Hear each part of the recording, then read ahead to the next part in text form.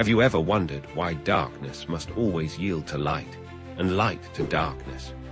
This eternal dance between night and day isn't just a natural phenomenon. It's one of the oldest stories in Greek mythology, a tale of two primordial goddesses locked in an endless cycle that governs the rhythm of existence itself. Before there were gods on Mount Olympus, before the earth took shape from formless chaos, there was Nyx, the goddess of night. Born from chaos itself, Nyx emerged as one of the first and most powerful beings in existence. She wasn't simply darkness personified. She was the very essence of mystery, dreams, and the unknown that lurks in shadows.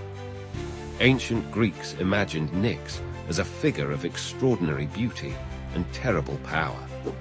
Draped in dark robes woven from the very fabric of darkness, she would spread her wings across the heavens, bringing the sweet relief of night to the world. Even Zeus, the mighty king of gods, feared to anger Nyx. Such was her primordial power, dating back to the very beginning of creation. From the same primordial forces came Hemera, the personification of day. Where Nyx brought darkness, Hemera brought light and clarity. She embodied the brightness of noon, the warmth of sunlight, and the transparency of daylight hours. The Greeks saw her as a radiant figure, her presence dispelling shadows and revealing the world in all its vibrant colors. Together, these two goddesses enacted an endless cycle that would become the very heartbeat of time itself. As the ancient Greeks told it, Nyx and Hemera shared a great house at the edge of the world, but they could never dwell there together. When Nyx entered their celestial home, bringing night to the world, Hemera would depart, taking her light to the other side of the earth. When Hemera returned, Nyx would leave, maintaining their eternal dance.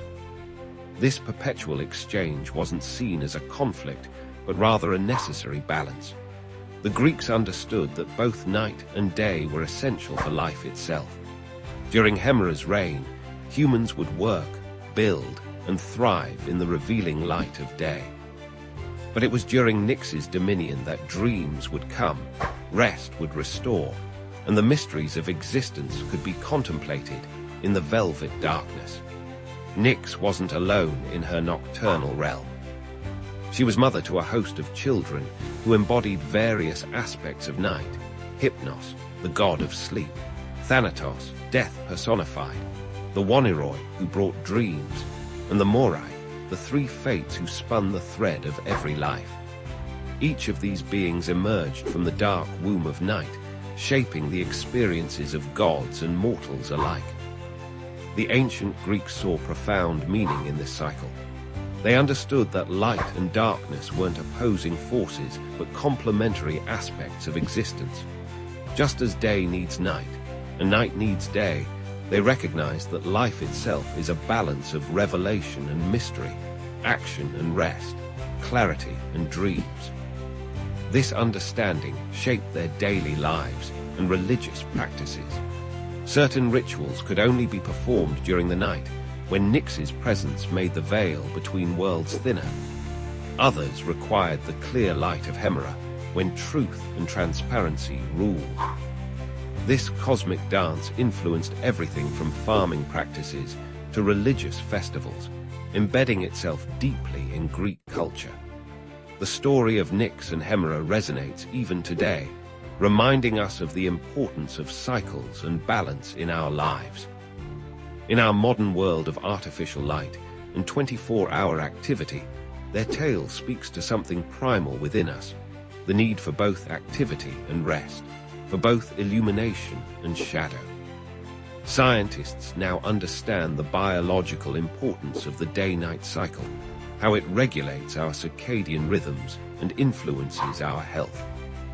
Yet thousands of years ago, the Greeks captured this wisdom in their mythology, personifying these forces as goddesses locked in an eternal dance. When we witness the sun setting and the stars emerging, we're watching the same celestial ballet that inspired the ancient Greeks. Every sunset is Hemera departing. Every dawn is Nyx yielding to her counterpart. This endless cycle continues, maintaining the rhythm that has governed life since time began. In a world that often seems chaotic and unpredictable, the story of Nyx and Hemera reminds us that some patterns are eternal. Their dance continues, as it has since the beginning, marking time, governing life, and maintaining the delicate balance between light and shadow that makes our existence possible. Perhaps next time you watch the sun set or rise, you'll think of these two ancient goddesses, still performing their eternal dance across the cosmos, still maintaining the sacred rhythm of night and day that has shaped life since the dawn of time itself. Imagine being the only daughter in a family of 101 children. In the grand epic of Mahabharata, this extraordinary destiny belonged to one princess, Dusala, the sole sister of the 100 Kaurava brothers. Her story is a testament to the mysterious ways of divine will and the intricate tapestry of fate that shapes our existence. In the ancient kingdom of Hastinapura, Queen Gandhari, wife of King Dhritarashtra, received a powerful blessing from Lord Shiva. She would be blessed with 100 sons. However, the path to motherhood took an unexpected turn that would reshape the destiny of an entire dynasty. During her pregnancy, Gandhari carried a single mass for an unusually long period of 2 years. Growing impatient and disturbed by news of Kunti's firstborn son, she struck her womb in frustration. This action resulted in the emergence of a hard mass of flesh, leaving her devastated and confused about the fate of her blessed 100 sons. The great sage Vyasa, known for his divine wisdom and supernatural abilities, came to her aid. He instructed Gandhari to prepare 101 pots filled with clarified butter and special herbs. The mass was divided into 101 pieces, and each piece was placed in these pots. These vessels were then sealed and stored in a secure chamber, carefully maintained under specific conditions. Among these 101 pieces, one was notably different from the others. This piece would eventually develop into Dusala, marking her unique position as the only daughter among the 100 Kaurava brothers. The divine intervention that led to her birth alongside her brothers remains one of the most mystical events in Hindu mythology. As time passed, the first to emerge from these pots was Duryodhana, the eldest of the Kauravas.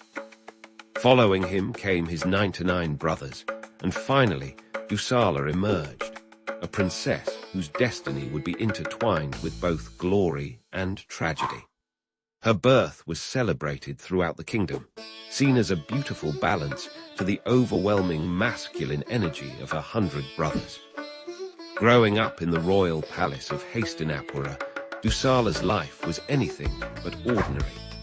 While her brothers engaged in warfare training and political education, she developed her own unique perspective on the unfolding events around her. Being the only daughter, she was deeply cherished by her parents and brothers, particularly Duryodhana, who showed her special affection. Dusala's life took a significant turn when she was married to Jayadratha, the king of Sindhu. This alliance was strategic, aimed at strengthening the political ties between Hastinapura and Sindhu. However, this marriage would later play a crucial role in the Great War of Kurukshetra, where the actions of her husband would have far-reaching consequences. The complexity of Dusala's position became evident during the Great War. She found herself torn between loyalty to her brothers and the reality of the conflict that engulfed her family. Her husband Jayadratha became a key figure in the war, particularly in the events leading to the death of Abhimanyu, Arjuna's son. Through all the turmoil, Dusala maintained her dignity and strength. When most of her brothers fell in the war, and her husband met his fate at the hands of Arjuna, she faced these tragedies with remarkable resilience. Her story teaches us about the strength required to maintain one's dharma in the face of overwhelming odds. In Hindu philosophy, Dusala's birth and life represent the concept of divine balance. In a family dominated by masculine energy, she brought the essential feminine presence that completed the cosmic harmony. Her existence reminds us that in the grand design of the universe, every soul has a unique purpose and role to play. The significance of Dusala's story extends beyond the boundaries of the Mahabharata.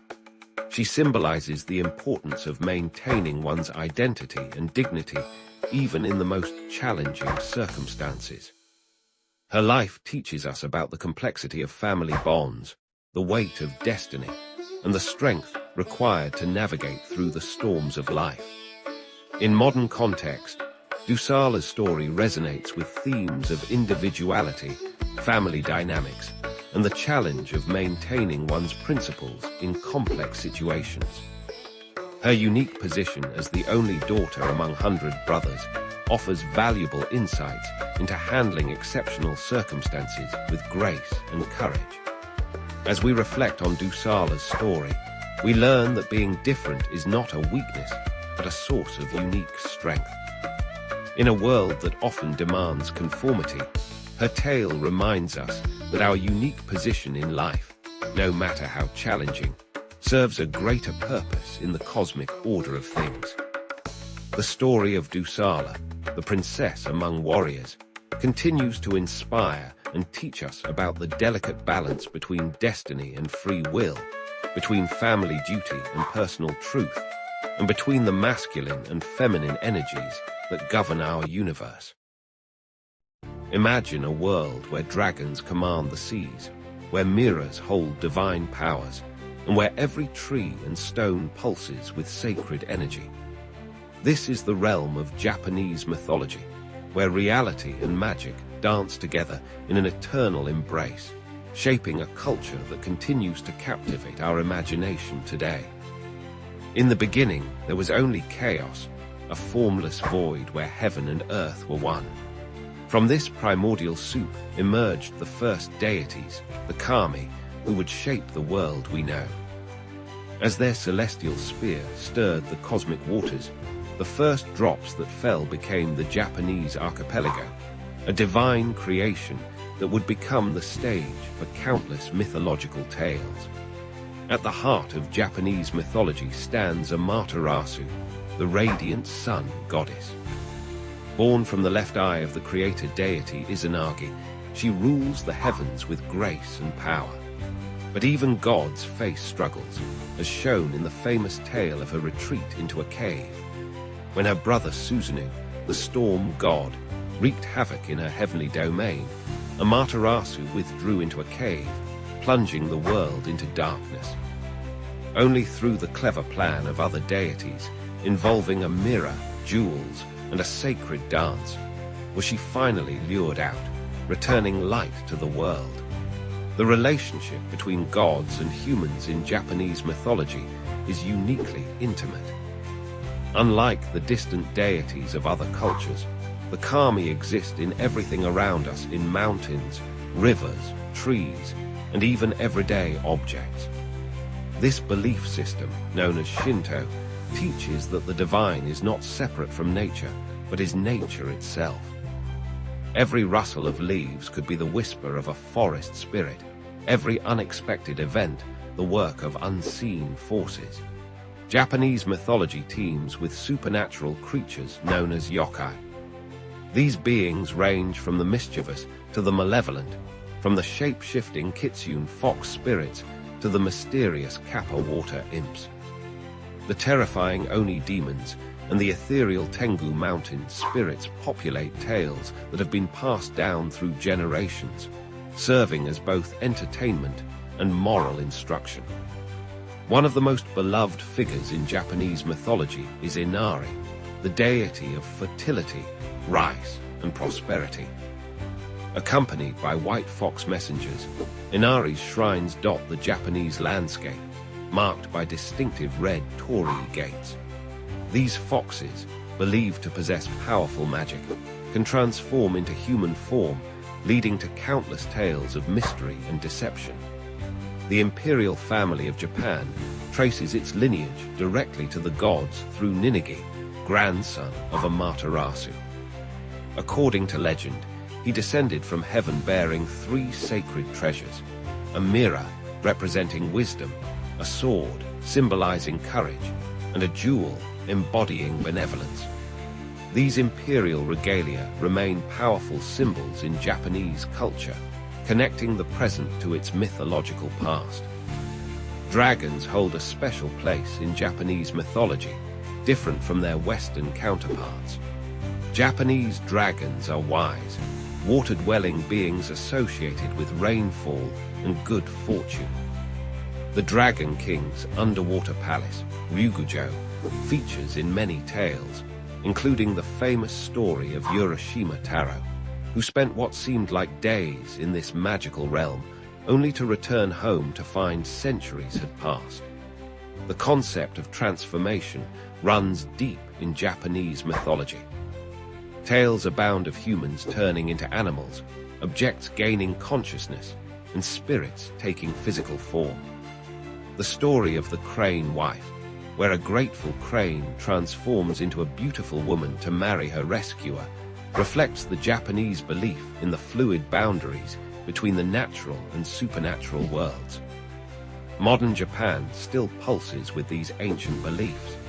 Shinto shrines and Buddhist temples stand amid gleaming skyscrapers. People still observe traditions rooted in mythology, from New Year's visits to shrines to seasonal festivals honoring local kami. Contemporary anime and manga draw heavily from these ancient tales, reimagining gods and yokai for new generations. The influence of Japanese mythology extends far beyond Japan's shores. Its unique aesthetic and philosophical elements have inspired countless works of art, literature, and entertainment worldwide. The emphasis on harmony between humans and nature, the respect for unseen forces, and the belief in transformation and renewal continue to resonate in our modern world. These myths remind us that the extraordinary lies within the ordinary, that divinity can be found in the simplest aspects of nature, and that the line between the magical and the mundane is thinner than we might think. In a world increasingly dominated by technology and rationality, Japanese mythology offers an enchanting alternative perspective. One where every sunrise is the work of Amaterasu, where every unexplained occurrence might be the doing of a playful yokai, and where the sacred still dwells in the everyday world around us. Did you know that one of the most common misconceptions in mythology is thinking Thor belongs to Greek legends? While Marvel movies have made Thor a household name, this powerful god of thunder actually hails from Norse mythology, the rich tapestry of stories from ancient Scandinavia. Let's explore the true origins of this fascinating deity and discover why he's captured imaginations for over 1,000 years. Have you ever wondered what it would be like to command lightning itself, to hold the power of storms in your hands? For the ancient Norse people, one god embodied this awesome force of nature: Thor, the mighty thunderer, protector of both gods and humans alike.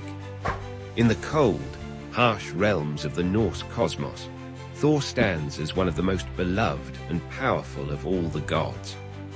Son of Odin, the All-Father, and Jörð, the Earth goddess, Thor emerged as the defender of Asgard and Midgard, our earthly realm. With his flowing red hair, mighty beard, and fierce eyes, Thor cuts an imposing figure that has captured imaginations for over 1,000 years. But what truly sets Thor apart is his legendary weapon, Mjolnir, the hammer that can level mountains and summon devastating storms. This remarkable instrument wasn't just any magical tool.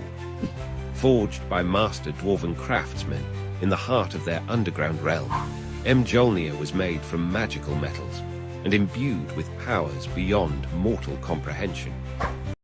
Only those worthy of its power can lift it, and in Thor's hands, it becomes an unstoppable force of justice. Thor's role in Norse mythology goes far beyond simply being a warrior god. He represents the protector of order against chaos, the defender of civilization against the forces that threaten to destroy it. When thunder rolls across the sky, the ancient Norse people would say that Thor rides his chariot, pulled by two magical goats named Tangrisnir and Tangjosta, whose hooves create lightning as they race through the heavens. Among Thor's greatest adversaries are the giants, particularly the mighty serpent Jörmungandr, the world's serpent. This massive creature circles the entire world, holding its own tail in its mouth.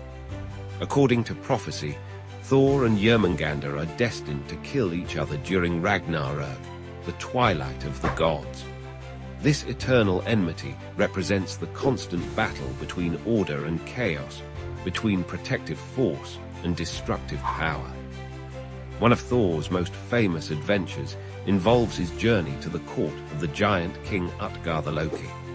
There, Thor faces a series of seemingly impossible challenges. He attempts to lift a cat, which turns out to be the world's serpent in disguise. He wrestles with an old woman who is actually the personification of old age itself.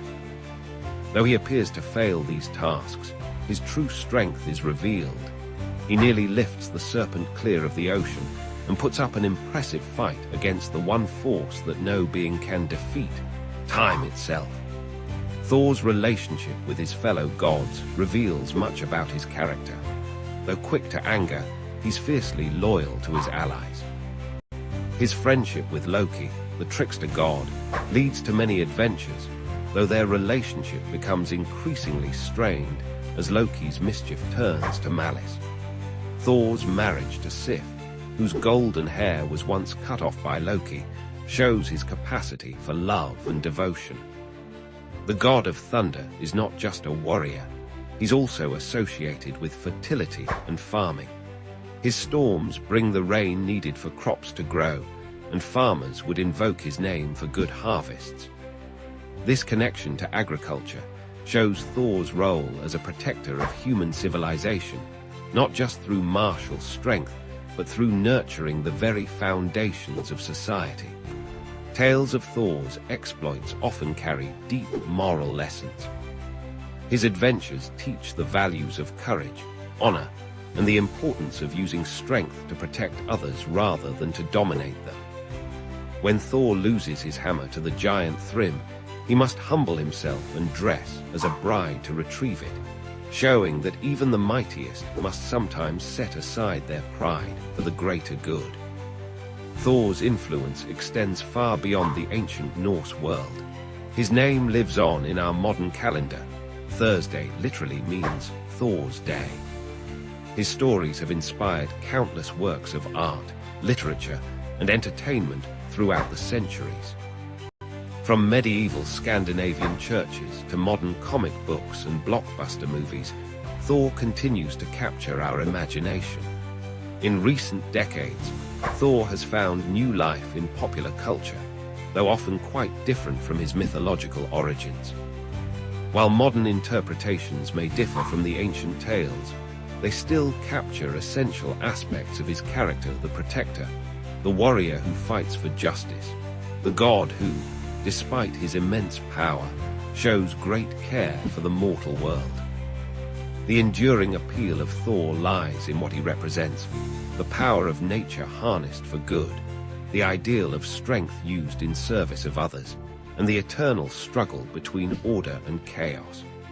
In an age of environmental crisis and social upheaval, these themes resonate perhaps more strongly than ever. As we conclude our journey through the legend of Thor, remember that his stories are more than just tales of a powerful god with a magical hammer. They're reflections of human hopes and fears, of our desire for protection in an uncertain world, and of the eternal truth that true strength lies not just in the ability to strike down enemies, but in the wisdom to know when and how to use that power for the benefit of all. Have you ever wondered if love could be so powerful that it could transform a mortal into a goddess? In ancient Greece, They told a tale that proved exactly that, the extraordinary story of Psyche and Cupid, where mortal beauty dared to challenge divine law, and love conquered all obstacles in its path. In a distant Greek kingdom, there lived a princess named Psyche, whose beauty was so breathtaking that people began worshipping her instead of Venus, the goddess of love and beauty. Mortals abandoned Venus's temples, leaving them covered in dust, while they flocked to catch a glimpse of Psyche's radiant face. Yet despite her divine-like appearance, Psyche felt desperately alone. No mortal man dared to court someone so beautiful they thought she must be a goddess. Venus, consumed by jealousy, devised a cruel plan. She commanded her son Cupid, the mischievous god of love, to make Psyche fall in love with the most hideous creature on earth. But fate had other plans. When Cupid saw Psyche, he was so startled by her beauty that he accidentally pricked himself with his own arrow of love. In that instant, the god of love himself fell hopelessly in love with the mortal princess. Concerned by their daughter's lack of suitors, Psyche's parents consulted an oracle of Apollo. The oracle's response was devastating. Psyche was to be left on a mountain, where a terrible monster would claim her as his bride. With heavy hearts, they followed the oracle's command. But instead of a monster, the gentle west wind carried Psyche to a magnificent palace floating among the clouds. In this magical palace, invisible servants attended to Psyche's every need. And each night, in complete darkness, her mysterious husband would visit her. He made one condition: she must never attempt to see his face. For a time, Psyche lived in perfect happiness, though she longed to know the identity of her loving husband. But happiness rarely stays unchallenged. Psyche's jealous sisters visited and planted seeds of doubt in her mind. They convinced her that her unseen husband must be the prophesied monster, plotting to devour her. One fateful night, consumed by curiosity and fear, Psyche lit a lamp while her husband slept. There she saw not a monster, but the breathtakingly beautiful god of love himself. In her surprise, Psyche's hand trembled, and a drop of hot oil fell on Cupid's shoulder. He awoke, and in his pain and betrayal, flew away, leaving Psyche alone in the now empty palace. The magical servants vanished, and the beautiful home crumbled to dust around her. But Psyche refused to accept defeat. If love could transform a god into a gentle husband, perhaps it could transform a mortal into someone worthy of divine love. Thus began Psyche's impossible quest to win back Cupid's love. Venus, still burning with jealousy, set 4 seemingly impossible tasks for the mortal girl. First, she had to sort a massive pile of mixed grains before sunset. Tiny ants, moved by her dedication, came to her aid. Next, she had to gather golden wool from violent, deadly sheep. A river reed whispered the secret of collecting wool caught in brambles instead. The third task required collecting water from the source of the river Styx, where dragons guarded the treacherous cliffs. Jupiter's eagle himself helped her complete this task, but the final challenge seemed truly impossible. Venus demanded Psyche journey to the underworld itself to bring back a portion of Proserpina's beauty in a box. Guided by a mysterious voice, Psyche navigated the dangers of the underworld. She avoided the temptation to help suffering souls, kept coins in her mouth for Charon the ferryman, and gave treats to Cerberus, the 3-headed guard dog. Yet after successfully completing her mission, curiosity once again got the better of her. Psyche opened the box, hoping to take a tiny bit of divine beauty for herself. But the box contained no beauty. Instead, it held the sleep of the dead. As Psyche fell into a death-like slumber, Cupid, who had been watching over her throughout her trials, could no longer stay away. His love for her had only grown as he witnessed her courage and determination. He wiped the deadly sleep from her eyes and pleaded with Jupiter to make their love legitimate. Moved by their devotion, Jupiter granted Psyche immortality. Even Venus, seeing how far a mortal would go for love, finally accepted their union. Psyche became the goddess of the soul, and her marriage to Cupid was celebrated with a grand feast on Mount Olympus. Their daughter was named Volupta's pleasure, symbolizing the union of love and the soul. This timeless tale reminds us that true love requires more than just physical beauty. It demands trust, courage, and perseverance. Psyche's journey from mortal to goddess shows us that love has the power to transform not just our circumstances, but our very being. Her story has inspired countless artists and writers throughout history, from ancient Roman frescoes to Renaissance paintings, and continues to captivate audiences today. In the end, Psyche and Cupid's story teaches us that the greatest obstacles to love often come from our own doubts and fears. Yet when we face these challenges with determination and faith, even the impossible becomes possible. After all, isn't that what love is all about? Believing in something greater than ourselves, even when the gods themselves seem to stand in our way. Have you ever wondered what happens when two ancient Greek gods clash over the mastery of nature itself? Imagine waves as tall as mountains crashing against the shores of Greece, while a goddess stands resolute against their fury.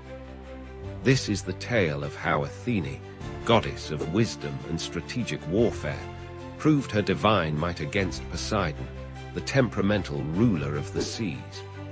In the golden age of ancient Greece, when gods walked freely among mortals, the realms of divine power were clearly defined. Poseidon commanded the vast oceans, his trident stirring up storms that could shatter coastlines.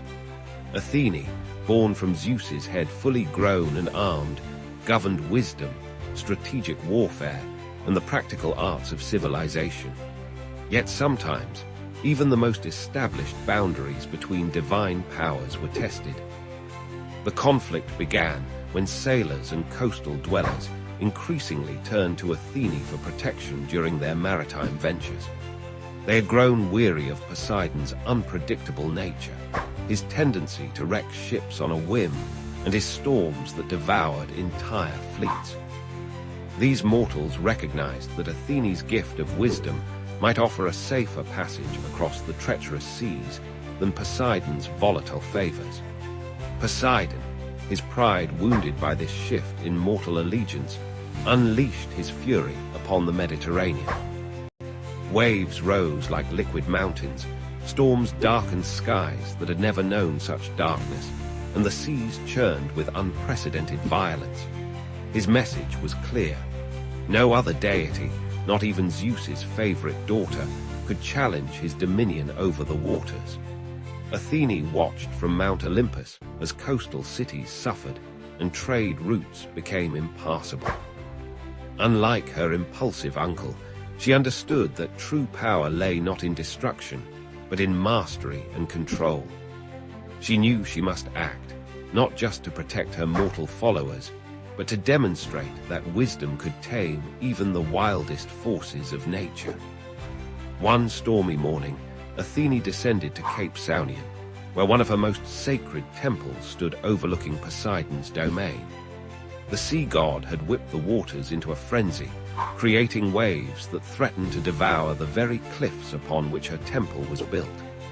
As lightning split the sky and thunder shook the earth, Athene raised her spear. Instead of meeting force with force, Athene employed her legendary strategic mind. She began by understanding the patterns within Poseidon's chaos, the rhythms hidden in the storm's rage. With each wave that crashed against the cliffs, she learned more about the nature of the sea itself. This was not just a battle of power, but a lesson in the superiority of wisdom over raw strength. Drawing upon her divine knowledge, Athene started to impose order upon chaos. She moved her spear in precise patterns, each gesture calculated to affect the water's movement. Gradually, the massive waves began to respond to her influence. Where Poseidon created turbulence, Athene introduced harmony. The water's surface, which had been a violent maelstrom moments before, slowly transformed into organized patterns. Poseidon, sensing the change in his domain, emerged from the depths in a chariot pulled by magnificent hippocampi. His expression betrayed both anger and disbelief as he watched Athene tame his wild seas. He raised his trident, attempting to reassert his dominion, but found that Athene's calculated influence could not be easily undone. The goddess demonstrated that true mastery comes not from the ability to create chaos, but from the wisdom to understand and guide natural forces. Under her influence, the waves began to dance in rhythmic patterns, creating a display of both power and beauty. Ships that had been tossing helplessly in the storm found themselves guided safely to harbor by these newly organized currents. This display of divine wisdom over brute force drew the attention of the other Olympians. Zeus himself appeared in the storm clouds above, observing the contest between his daughter and his brother. Even he had not expected Athene to demonstrate such masterful control over another god's domain. Poseidon, though his pride was wounded, could not deny the elegance of Athene's solution. She had not sought to strip him of his power over the seas, but had instead shown how wisdom could work in harmony with natural forces. This lesson resonated deeply with the ancient Greeks, who saw in it a reflection of their own struggles to build civilization in harmony with nature's power. The aftermath of this divine demonstration changed how mortals viewed their relationship with the sea. They learned that respect for Poseidon's power, combined with Athene's wisdom, offered the best protection during maritime ventures. Sailors began to pray to both deities, seeking Poseidon's favor for calm waters, while asking Athene for the wisdom to navigate them safely. This story, passed down through generations, teaches us that true power lies not in the ability to destroy, but in the wisdom to understand and guide. It reminds us that even the most turbulent forces in our lives can be mastered through knowledge, strategy, and patient understanding. Just as Athene proved that wisdom could calm the mightiest waves, we too can face our challenges not with brute force, but with thoughtful determination and strategic thinking. The temples at Cape Saunian still stand today, monuments to both Athene and Poseidon, reminding visitors of this ancient lesson in the triumph of wisdom over chaos. In their weathered columns, we can still feel the echo of that divine contest, where a goddess of wisdom proved that understanding nature's power is greater than merely wielding it. Have you ever wondered what it would be like to wield the power of lightning, command the seas, or rule the underworld? For the ancient Greeks, these weren't just flights of fancy.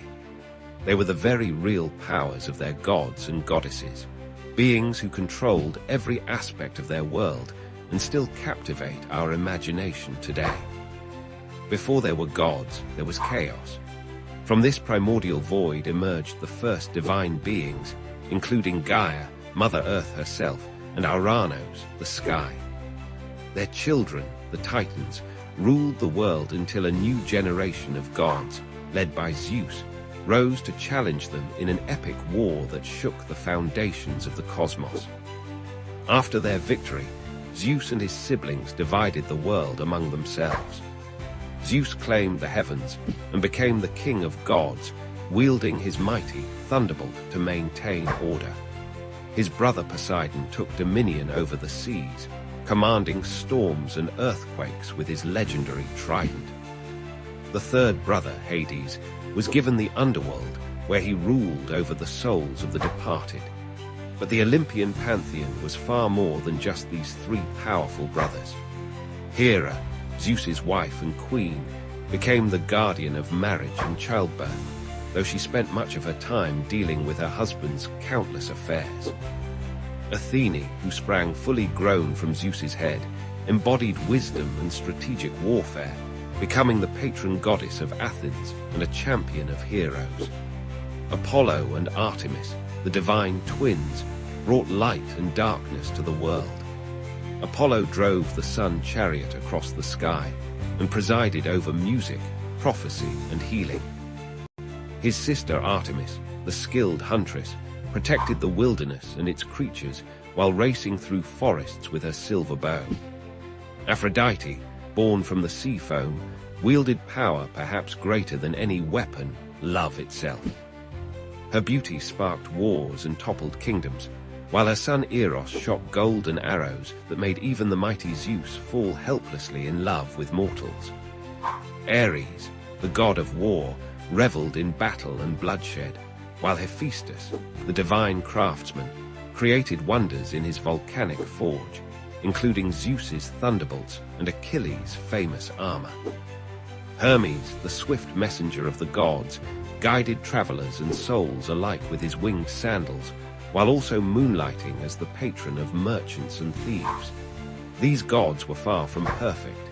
They displayed very human flaws: jealousy, pride, anger, and desire. Zeus's numerous affairs drove Hera to fits of vengeful rage. Apollo's pride led him to flay alive a satyr who dared challenge him to a musical contest.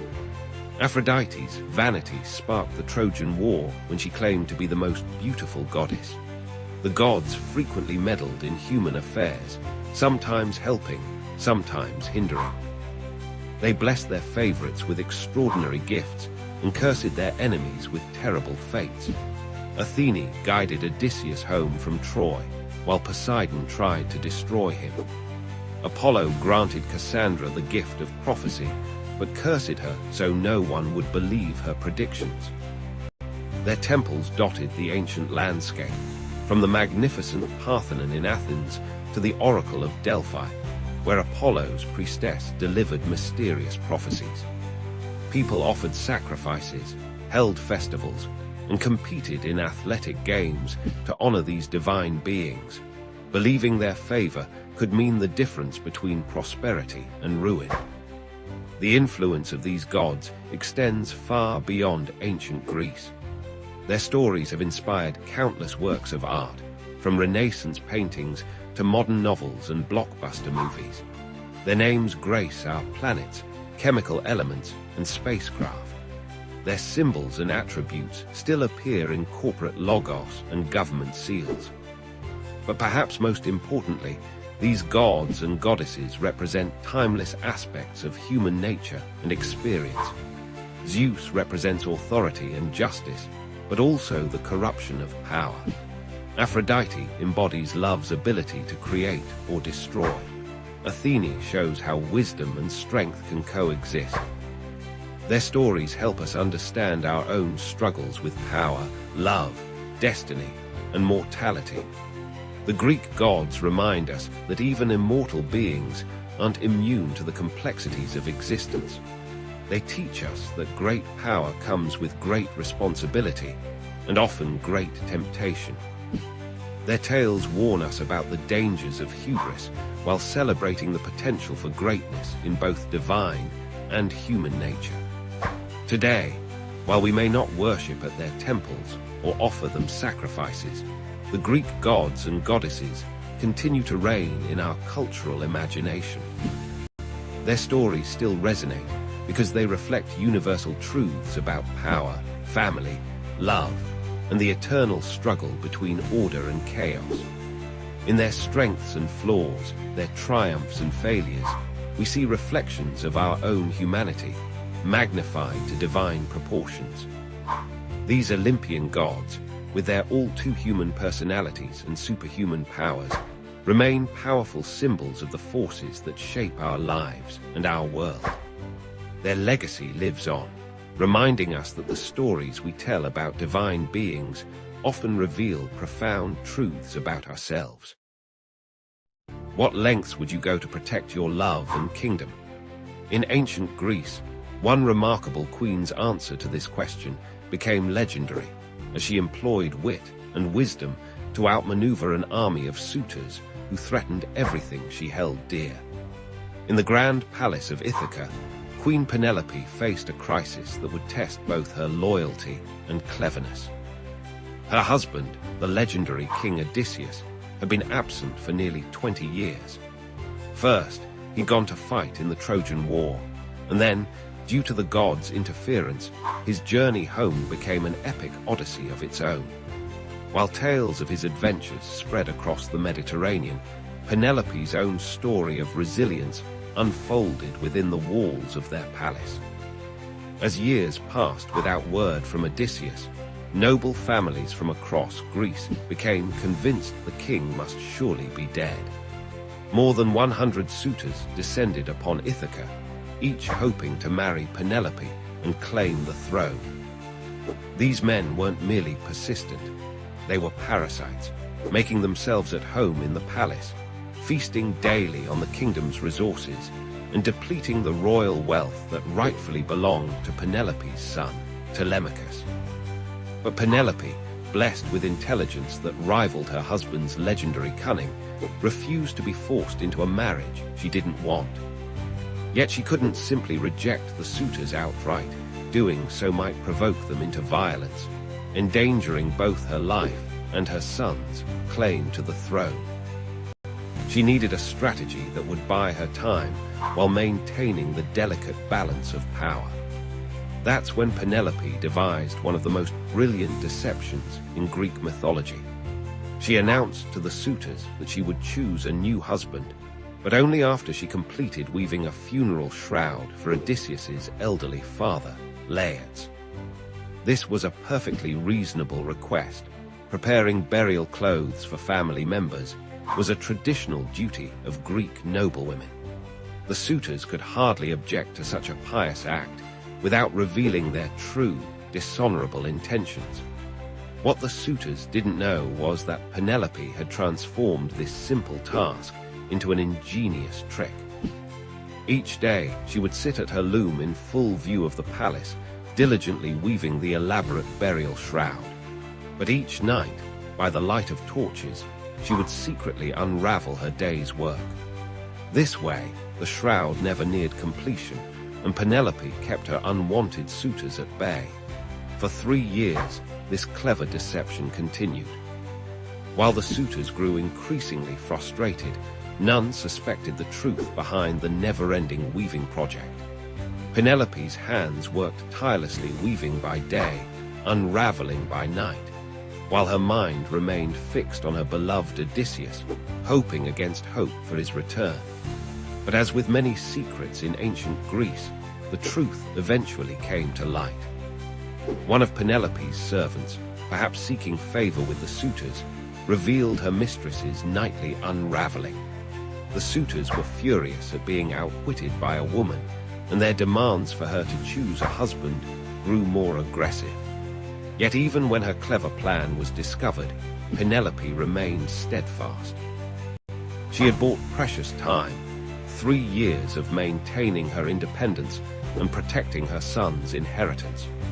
Her intelligence and determination had proven that she was every bit as resourceful as her famous husband.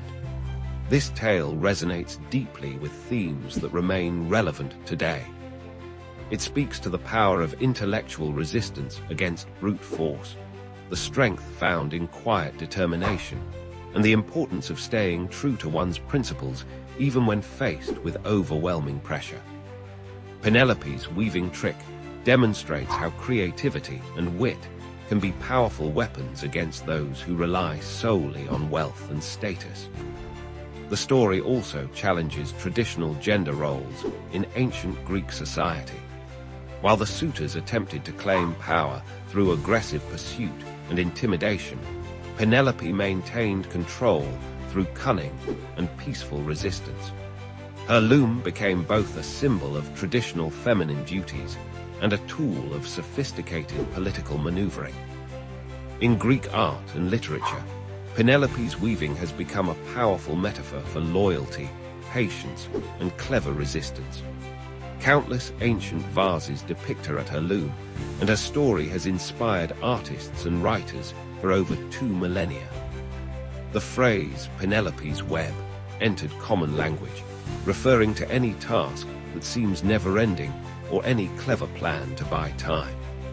What makes Penelope's story particularly compelling is that she didn't need divine intervention or magical powers to overcome her challenges.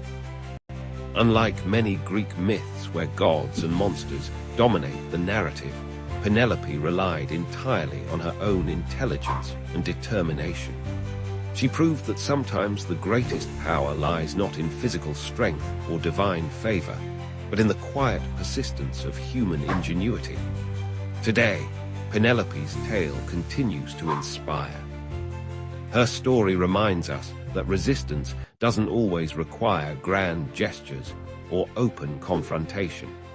Sometimes, the most effective strategy is patient, intelligent manipulation of circumstances, turning seemingly powerless positions into sources of strength. In a world that often celebrates immediate action and direct conflict, Penelope's careful, measured approach offers an alternative model of power and resistance that remains remarkably relevant. Thank you for watching. Please like, share, and subscribe for more amazing mythology stories. What would happen if you angered one of the most powerful gods in the Greek pantheon? For the mighty Greek army at Troy, this wasn't a hypothetical question. It was a devastating reality that would teach them the price of disrespecting the divine. In the 10th year of the Trojan War, as Greek warriors besieged the mighty walls of Troy, a desperate father approached their camp. Chryses, a priest of Apollo, came bearing precious gifts and a humble request. His daughter, Chryses, had been taken captive by the Greeks and given as a prize to their supreme commander, Agamemnon. Now, this elderly priest sought to ransom her freedom. Chryses wore the sacred wreath of Apollo upon his head, marking him as a servant of the mighty god of sun, prophecy, and healing. He approached with respect, offering generous treasures for his daughter's return. The Greek soldiers, recognizing the wisdom in honoring a priest of Apollo, murmured their approval. But Agamemnon, consumed by pride and greed, had other plans. The king of Mycenae publicly humiliated the elderly priest, scorning his offerings and his prayers. Agamemnon's words cut sharper than any blade. "Old man, let me not find you lingering by our ships, nor coming here again. Your daughter is mine, and she will grow old in my house, far from her homeland, weaving at my loom and sharing my bed." As Chryses trudged away along the shore, his heart heavy with grief and shame, he raised his hands to Apollo, his divine patron. His prayer would set in motion a chain of events that would devastate the Greek army. "Hear me, Lord of the silver bow, protector of cries.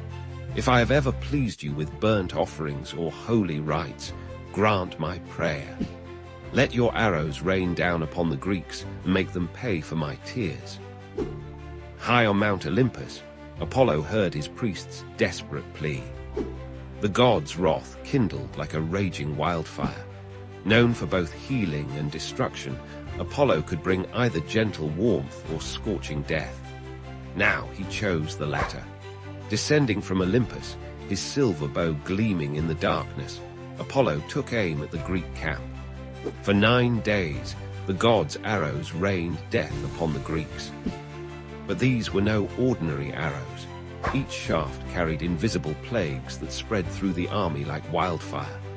First, the arrows found the camp's dogs and mules, then turned their deadly aim toward the soldiers themselves. Funeral pyres burned day and night, their smoke rising thick and black against the Mediterranean sky. The mighty Greek army, undefeated in battle, now fell before an invisible enemy they couldn't fight with swords or spears. Men who had survived countless battles succumbed to burning fevers and painful deaths. The plague showed no mercy, claiming both common soldiers and noble warriors alike. The beach, once filled with the sounds of military preparations, now echoed with the groans of the dying. On the 10th day, as bodies continue to pile up, Achilles, greatest of the Greek warriors, called an assembly. He knew this catastrophe was no natural occurrence. It bore the unmistakable mark of divine punishment. The hero demanded answers from Calchas, their most trusted seer, who could interpret the will of the gods. Calchas revealed the truth. Apollo's wrath had been kindled by Agamemnon's treatment of Chryses. The only way to end the plague was to return Chryses to her father, along with proper offerings and sincere apologies to both the priest and the god. But Agamemnon, even in the face of his army's decimation, initially refused to yield. This crisis revealed a crucial lesson about Greek beliefs. The gods were not distant, uninvolved beings, but active participants in human affairs. Disrespect toward their representatives, in this case, Apollo's priest, brought swift and terrible consequences. The Greeks believed that maintaining proper relationships with the gods through respect, sacrifice, and humility was essential for survival. Eventually, faced with the complete destruction of his army, Agamemnon relented. Chryses was returned to her father with gifts and offerings to Apollo. Chryses, showing the mercy his king had lacked, prayed again to Apollo, this time for the plague to end. The god, satisfied that his priest's honor had been restored, lifted his deadly curse from the Greek camp. This story, preserved in the opening books of Homer's Iliad, resonated deeply with ancient Greeks and continues to captivate us today. It speaks to universal themes: the danger of hubris, the importance of respect for the sacred, and the terrible price of pride. It reminds us that even the mightiest can be brought low when they forget their place in the cosmic order. The tale of Apollo's plague arrows has influenced countless works of art and literature throughout history. From Renaissance paintings depicting Apollo with his silver bow, to modern retellings that draw parallels with contemporary epidemics, this myth continues to remind us of the complex relationship between divine power and human responsibility. In the end, this ancient story teaches us that true strength lies not in unbridled pride or absolute power, but in wisdom, respect, and the ability to acknowledge our own limitations. The arrows of Apollo serve as an eternal warning about the consequences of crossing the divine, a lesson written in suffering and sealed with celestial fire. Have you ever wondered why pride comes before a fall? In the ancient wisdom of India, countless stories warn us about the dangers of overconfidence, but perhaps none quite as memorable as this tale from the Panchatantra about a jackal who thought he was invincible. Long ago, in a dense forest where wisdom whispered through ancient trees, there lived a clever jackal named Shandarava. Unlike his fellow jackals who were content with their simple lives, Shandarava believed he was destined for greatness. His keen wit had helped him survive many dangerous situations, and with each success, his pride grew larger than the last. The forest where Shandarava lived was home to many creatures: majestic tigers, wise elephants, fierce lions, and countless other beings who lived in harmony with nature's laws. Each animal knew its place in the grand dance of life, except for our friend Shandarava, who dreamed of ruling over them all. One day, while prowling through his territory, Shandarava discovered an abandoned palace garden. Time had transformed this once royal space into a wild haven, where fruit trees grew untamed and crystal-clear pools reflected the sky. In these pools, Shandarava saw his reflection and became convinced that his destiny was to become king of the forest. His fur, tinted blue from the indigo plants he had rolled in while exploring the garden, gave him an unusual appearance. Looking at his reflection, Shandarava hatched a clever plan. He would use his unique appearance to convince the forest dwellers that he was no ordinary jackal, but a divine being sent by the gods themselves to rule over them. Climbing atop the highest rock in the garden, Shandarava let out a call unlike any the forest had ever heard, a mixture of a jackal's cry and his attempt at a lion's roar. The strange sound echoed through the forest, drawing curious animals from every direction. They gathered around the blue-tinted jackal, wondering what manner of creature had arrived in their midst. With practiced grace, Shandarava addressed the assembled animals. "Dear forest dwellers," he proclaimed, "I have been sent by Lord Indra himself to be your king. Notice my divine blue color, proof of my celestial origin. Under my rule, this forest will know peace and prosperity unlike ever before." The animals, impressed by his unusual appearance and confident manner, began to whisper among themselves. Many were convinced by his grand claims. After all, they had never seen a blue jackal before. Perhaps he truly was a divine messenger. Even the mighty tigers and lions, typically skeptical of such claims, were swayed by Shandarava's commanding presence and eloquent speech. And so began Shandarava's reign as king of the forest. He appointed lions and tigers as his ministers, bears as palace guards, and elephants as his royal carriers.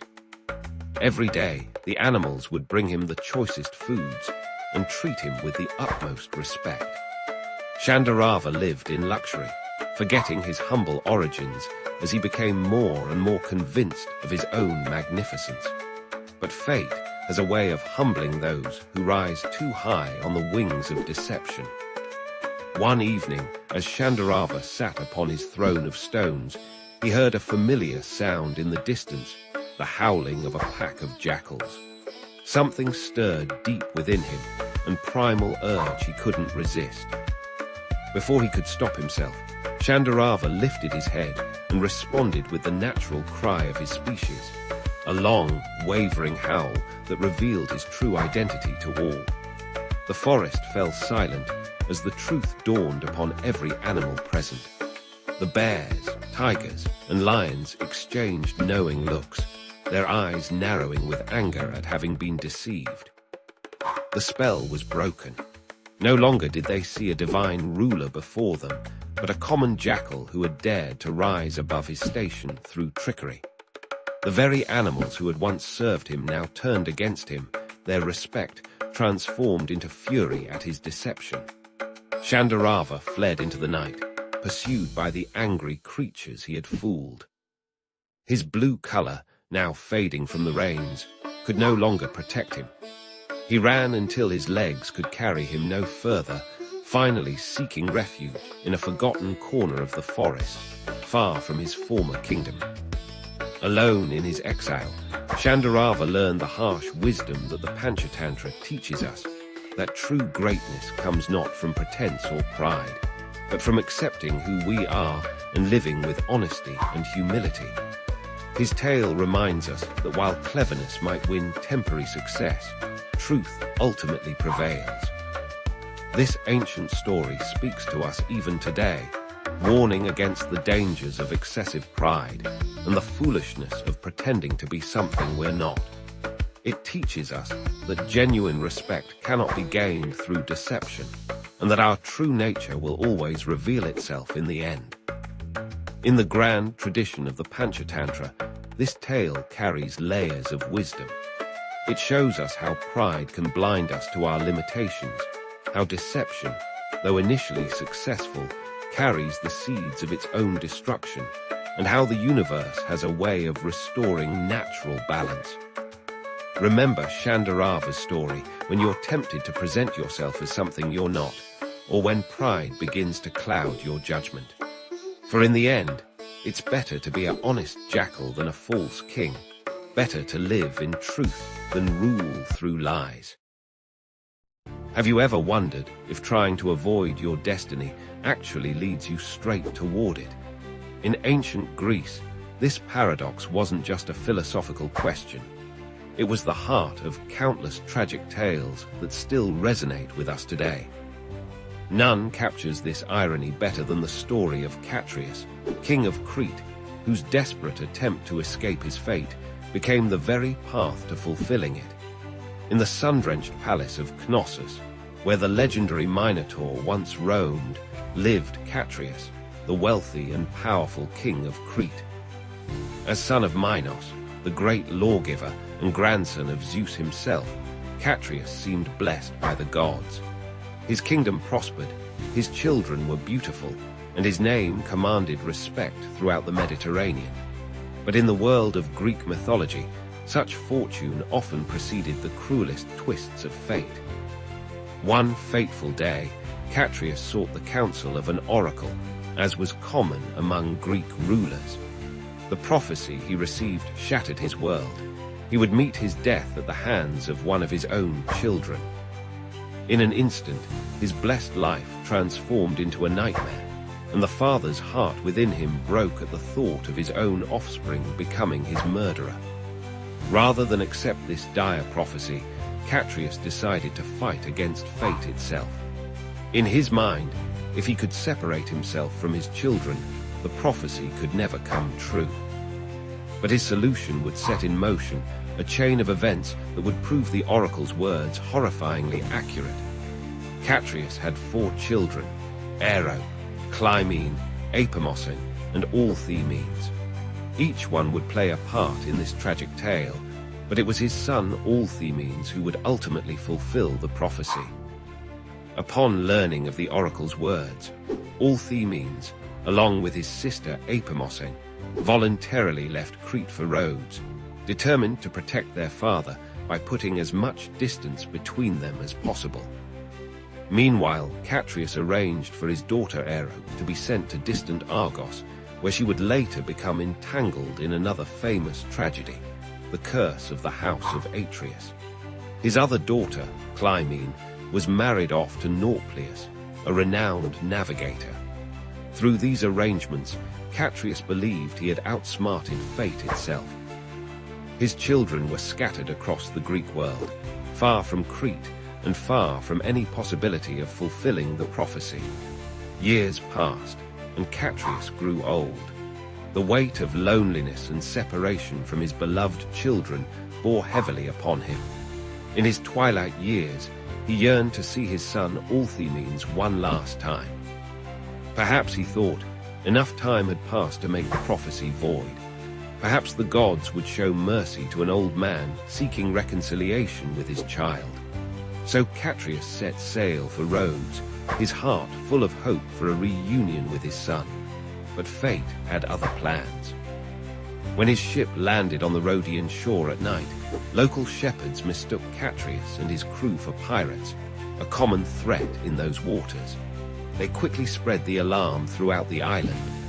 Allthemenes, who had become a respected protector of Rhodes, rushed to defend his adopted home from the supposed pirates.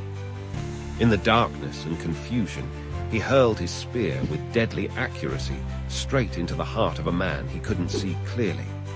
Only as he approached the fallen figure did the horrible truth reveal itself. He had killed his own father, exactly as the prophecy had foretold. When Allthemenes realized what he had done, his grief was unbearable. He prayed to the gods to swallow him up, and according to legend, the earth opened and consumed him.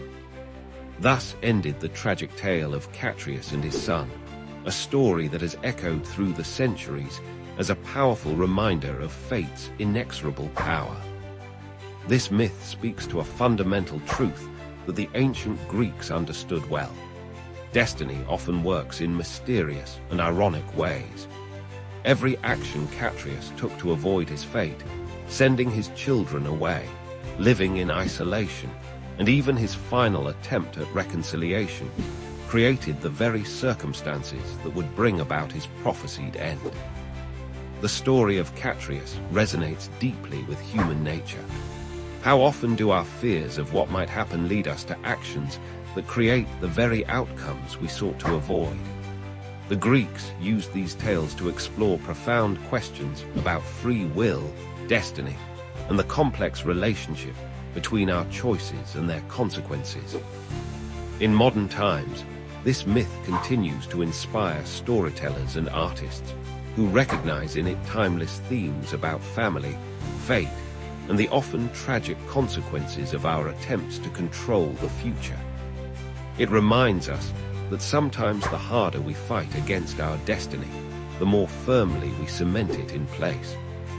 The tale of Catreus teaches us that while we cannot escape our fate, perhaps wisdom lies not in fighting against it, but in facing it with courage and understanding.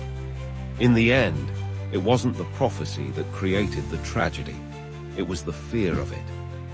This ancient story continues to serve as a powerful meditation on destiny, free will, and the complex bonds between parents and children, proving that even after thousands of years, Greek mythology remains a mirror in which we can see our own struggles and dilemmas reflected. In the unfathomable depths of cosmic time, when the universe was young and gods walked among mortals, a profound truth emerged: the power of sacred vows to transform consciousness and bridge the gap between the human and divine. These weren't mere promises, but mystical keys that could unlock the gates of spiritual liberation. The Puranas tell us that in the beginning, when the great Lord Brahma first created the universe, he noticed a fundamental challenge. The cosmic forces were in constant flux, causing chaos in the minds and hearts of living beings. To establish order and provide a path to higher consciousness, Brahma initiated the first sacred vow, a commitment to maintain universal dharma for an entire cosmic day. As the story goes, the celestial sage Narada once asked Lord Brahma about the origin of these sacred vows. Brahma revealed how the first vows emerged from the primordial ocean of consciousness itself. When the great churning of the cosmic ocean took place, along with divine nectar and celestial treasures, emerged the essence of spiritual disciplines, the sacred vows.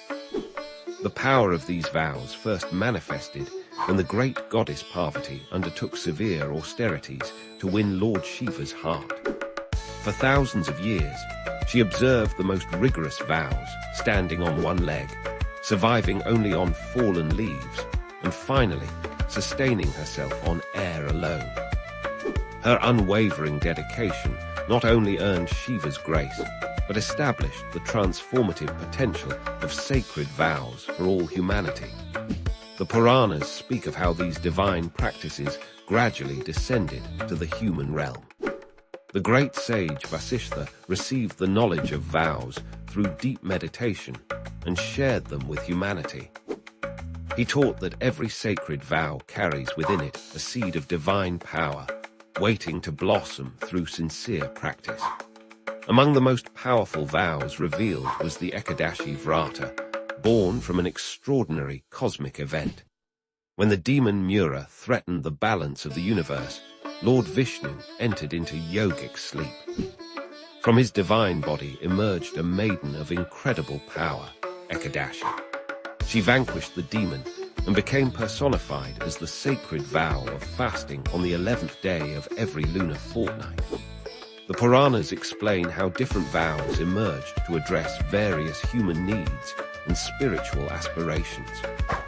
The Savitri Vrata arose when the devoted wife Savitri used the power of her sacred vow to reclaim her husband's life from Yama, the Lord of Death.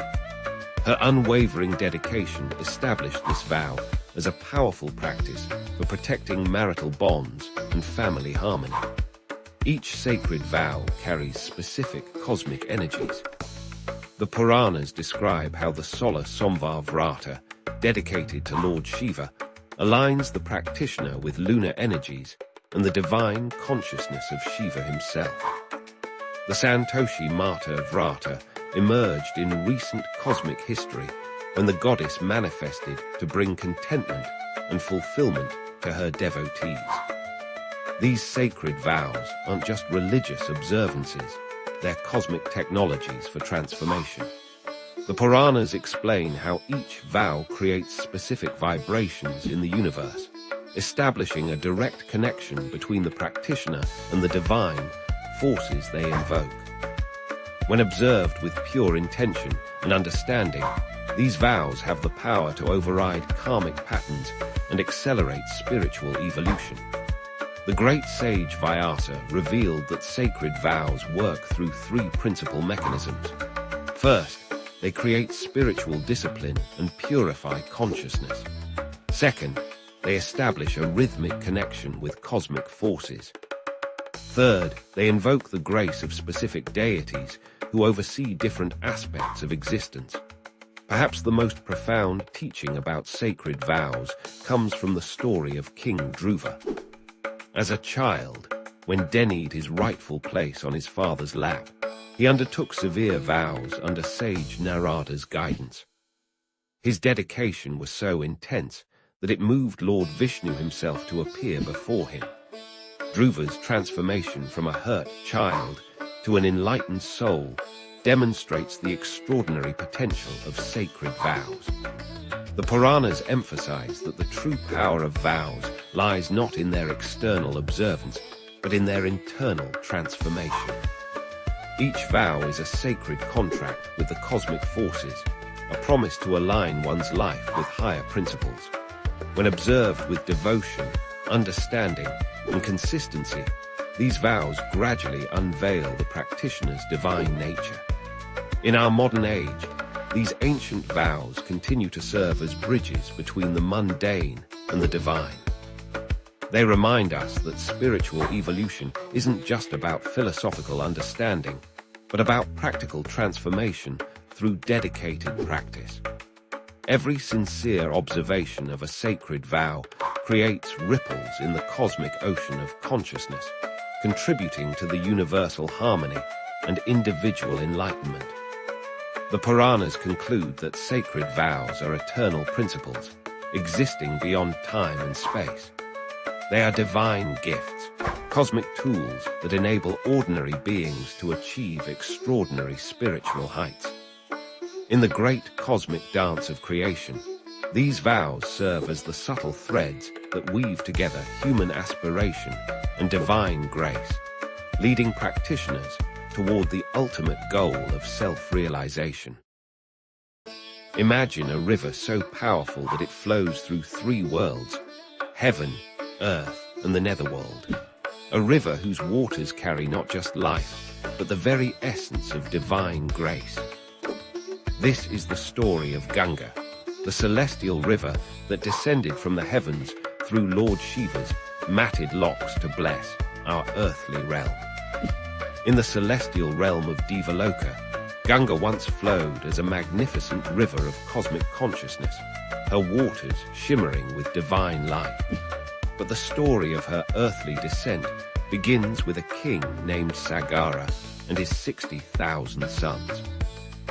These princes, searching for their father's sacrificial horse, accused an innocent sage of theft. In their arrogance, they disturbed his meditation, and with a single glance, the sage reduced them to ashes. Their souls, trapped between worlds, needed the purifying touch of Ganga's waters for liberation. For generations, the descendants of Sagara tried to find a way to bring Ganga to earth. It was King Bhajaratha, after several generations, who finally undertook the tremendous task of bringing the celestial river to the mortal realm. Bhajaratha performed severe penances for over 1,000 years. Standing on one leg, surviving only on air, his determination finally moved Lord Brahma, the creator. Brahma agreed to send Ganga down to earth, but there was a grave concern. The force of Ganga's descent would be so tremendous that it would destroy the earth itself. Only one being could help Lord Shiva, the great destroyer and protector. Bhajaratha then directed his prayers to Lord Shiva, performing even more intense austerities. Pleased with his devotion, Shiva agreed to catch Ganga in his matted locks. But Ganga, proud of her divine status, thought to sweep Shiva away with her mighty force. She descended from the heavens like a thundering cascade of cosmic power. Little did she know that Lord Shiva, the master of all elements, could easily contain her force. As she fell, Shiva captured her within his matted hair, where she wandered for countless years, humbled by his divine power. This taught Ganga her first lesson in humility. The once proud river learned that even divine beings must approach the earth with grace and measured force. Bhagiratha prayed again, this time for Shiva to release Ganga. Moved by the king's unwavering devotion, Shiva allowed the river to flow from his locks in smaller, gentler streams. This is why Ganga is also known as Bhagirathi, named after the king whose determination brought her to earth. As Ganga descended, she split into 7 streams. The main stream followed Bhagiratha as he led the way on his chariot to the place where his ancestors' ashes lay. Along her course, Ganga purified everything she touched. Sacred cities sprang up on her banks, and her waters brought life to barren lands. When she finally reached the ashes of Sagara's sons, her divine waters liberated their souls, granting them moksha, or spiritual liberation. This exemplifies one of the deepest truths in Hindu philosophy, that divine grace, combined with sincere effort and devotion, can overcome even the most formidable obstacles. Today, the Ganges River continues to flow as a living embodiment of divine grace. Her waters are considered sacred, capable of washing away sins and purifying both body and soul. Millions of devotees take holy dips in her waters, believing in their transformative power. The river's journey from heaven to earth through Shiva's locks symbolizes the descent of divine wisdom into human consciousness. The story of Ganga teaches us profound lessons about pride, perseverance, and the power of devotion. Through Bhagiratha's determination, we learn that no goal is impossible when pursued with unwavering faith. Through Ganga's humbling by Shiva, we understand that even the mightiest must learn humility. And through the river's final act of liberation, we see how divine grace works in harmony with human effort to achieve the impossible. This sacred river reminds us that divinity flows through every aspect of creation, connecting heaven and earth, the spiritual and the material. Just as Ganga's waters flow eternally, the stream of divine consciousness continues to bless and purify all who approach with sincere hearts.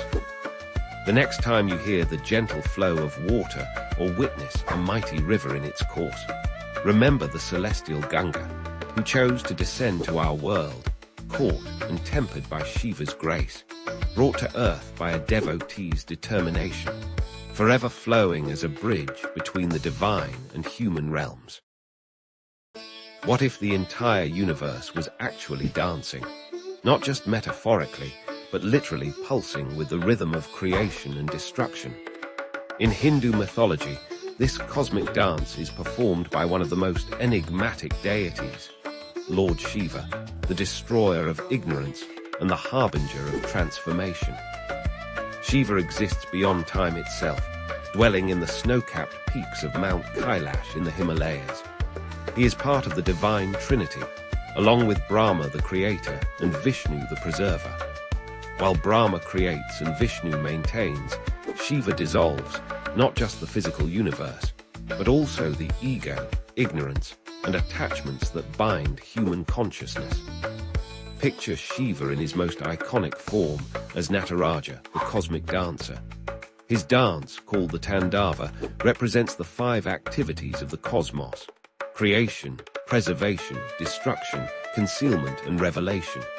In his upper right hand, he holds the Damaru, a drum that beats the rhythm of creation.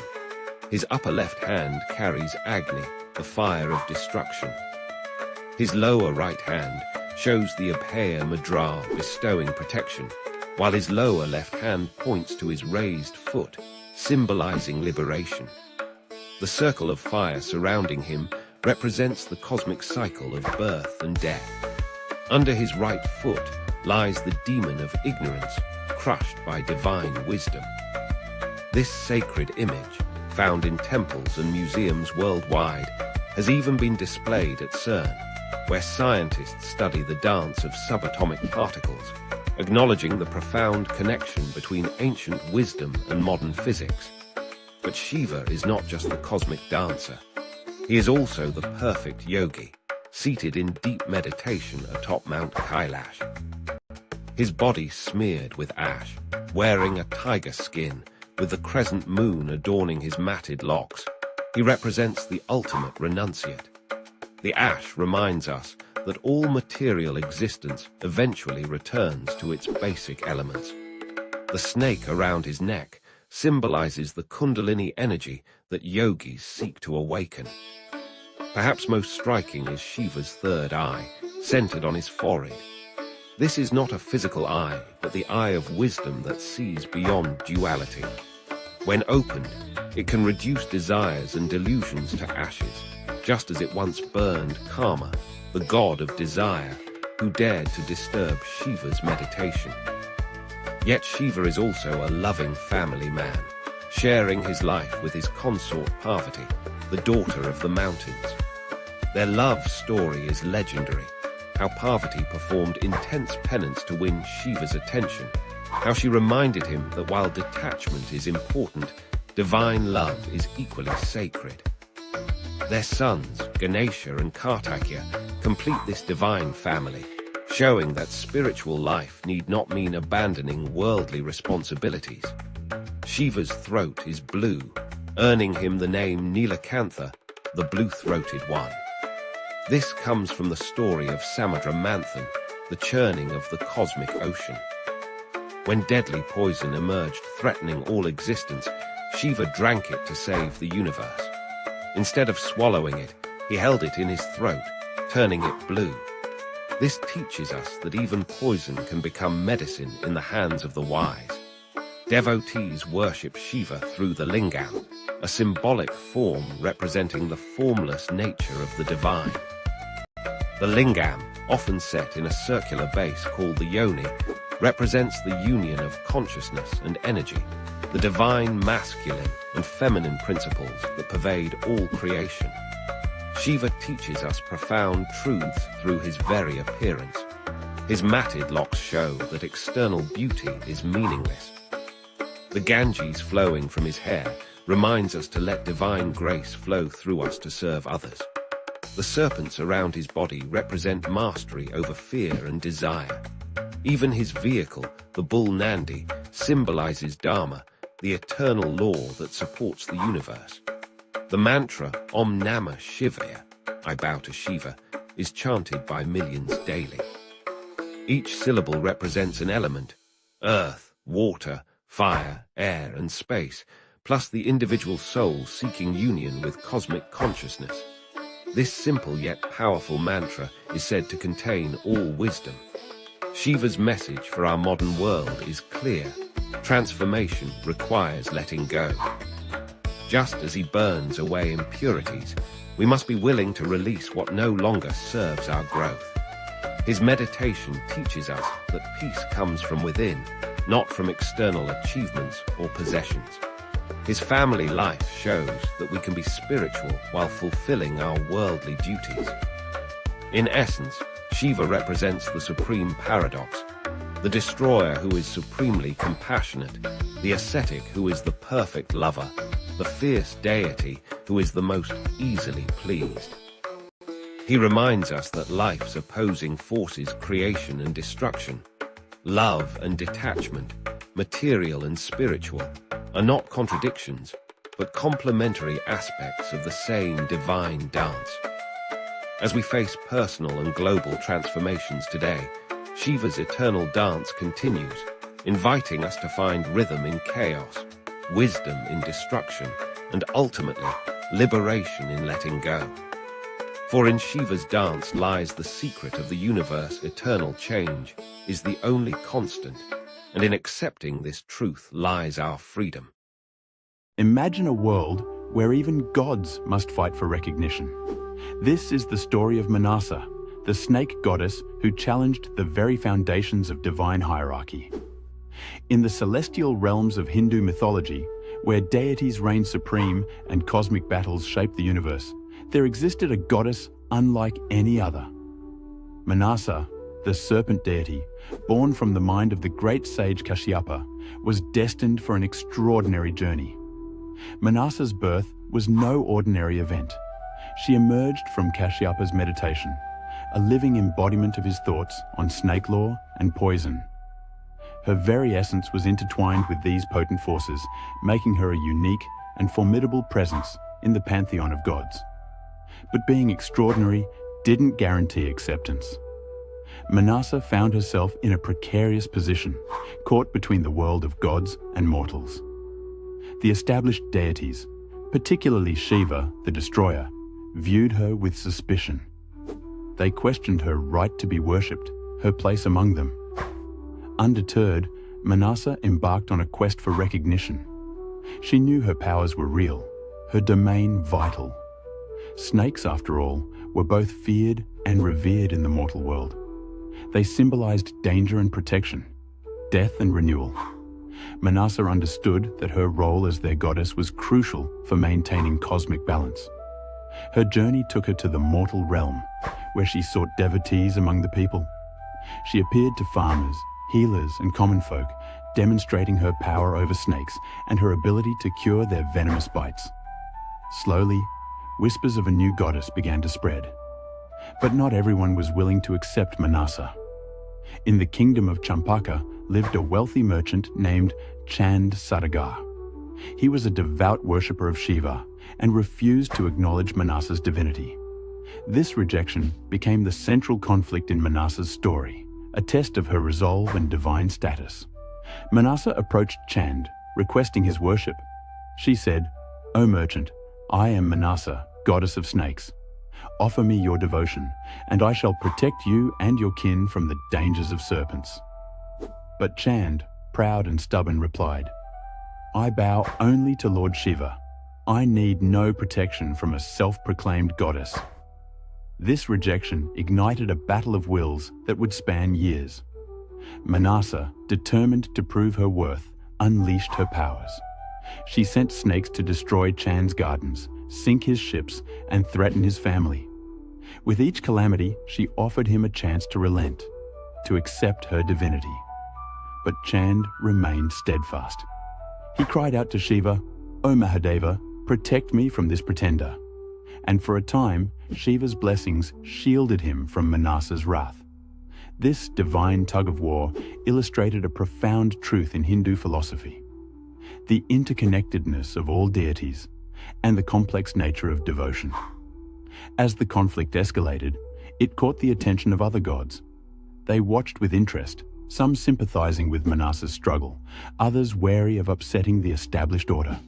This cosmic drama reflected the earthly struggles of acceptance and change, a theme that resonates even in our modern world. Manasa's perseverance began to pay off.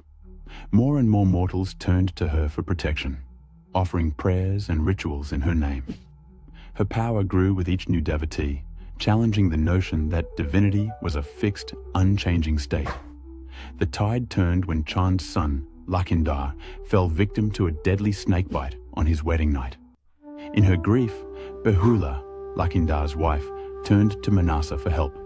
She undertook a perilous journey, floating down the river with her husband's lifeless body, facing numerous trials. Behula's unwavering faith touched Manasa deeply. In this moment, the goddess realized that true divinity lay not just in power, but in compassion and the ability to inspire devotion. She restored Lakhinder to life, proving her divine capabilities once and for all. This act finally broke Chand's resistance. He saw the truth of Manasa's godhood and the folly of his stubborn denial. In a moment of humility, he offered her worship, but with a twist that spoke to his enduring pride. He turned his back and offered flowers with his left hand, a less respectful form of worship. Manasa accepted this imperfect devotion, understanding that change comes slowly and that even flawed recognition is a step towards acceptance. This teaches us a valuable lesson about tolerance and the gradual nature of spiritual growth. With Chand's acknowledgement, Manasa's position in the divine hierarchy was secured. She became known as Manasa Devi, a goddess of snakes, fertility, and protection. Her story spread throughout the land, inspiring devotion and respect. The tale of Manasa's struggle carries deep significance in Hindu thought. It illustrates the fluid nature of the divine pantheon, showing that new deities can emerge and gain acceptance. This reflects the adaptable, inclusive nature of Hinduism itself. Moreover, Manasa's journey embodies the concept of tapasya, or spiritual austerity. Through her persistent efforts and unwavering belief in her own divinity, she achieved her goal. This teaches us the power of determination and faith in achieving our life's purpose. The conflict between Manasa and Chand also highlights the tension between tradition and change, a theme relevant to all societies. It shows how established beliefs can be challenged and expanded, making room for new ideas and diverse perspectives. In the end, Manasa's story is one of empowerment. It tells us that even in the face of rejection and adversity, one can rise to claim their rightful place. It encourages us to persist in our goals, to believe in our inherent worth, and to seek recognition for our true selves. As we reflect on this ancient tale, we can draw parallels to our modern struggles for acceptance and recognition. Like Manasa, we too may face skepticism and rejection in our pursuits. But her story reminds us that with perseverance, compassion, and unwavering faith in ourselves, we can overcome any obstacle. The story of Manasa, the snake goddess, continues to slither through the consciousness of millions, reminding us of the power of belief, the importance of acceptance, and the ever-evolving nature of spirituality. In her journey from obscurity to divinity, we find a timeless tale of triumph that still holds meaning in our rapidly changing world. What if a single touch could transform stone into life? In the ancient traditions of Hindu mythology, such miraculous transformations weren't just possible. They were profound demonstrations of divine grace and redemption. Today, we explore one such extraordinary tale. The story of Ahalya, whose journey from cursed stone to liberated soul reveals timeless truths about forgiveness, divine grace, and spiritual transformation. In the sacred land of ancient India lived Ahalya, whose name means the flawless one. Created by Brahma himself, she possessed unparalleled beauty and wisdom. The great sage Gautama chose her as his wife, and together they lived a life of devotion and spiritual practice in their peaceful ashram. But even the most serene gardens can harbor shadows. Indra, the king of the celestial realm, became enchanted by Ahalya's beauty.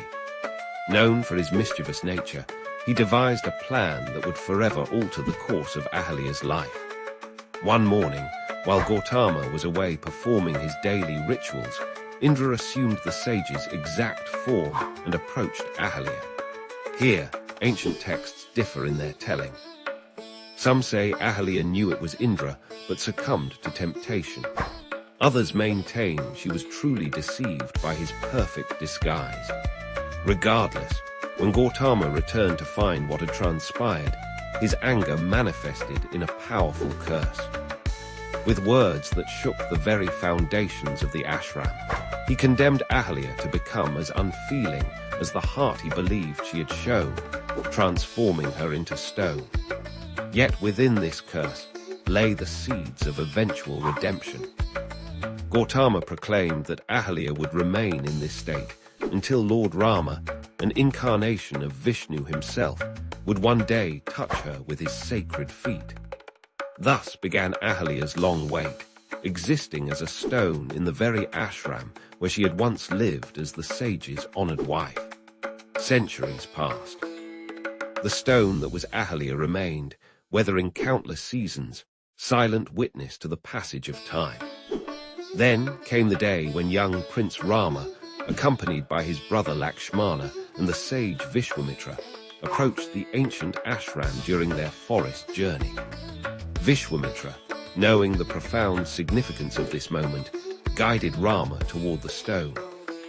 The prince's feet, covered in the dust of his righteous journey, touched the stone that had once been Ahalia. In that miraculous instant, the curse began to break. The stone's surface cracked and crumbled, revealing not cold rock, but warm flesh. Ahalia emerged, radiant with an inner light born of centuries of reflection and penance. Falling at Rama's feet, Ahalia expressed her gratitude through tears of joy. Her first words were not of her suffering or her long wait, but of profound thankfulness for the divine grace that had liberated her. This moment transcended mere physical transformation. It represented the ultimate power of divine compassion to heal and restore. The significance of this tale reaches far beyond its supernatural elements.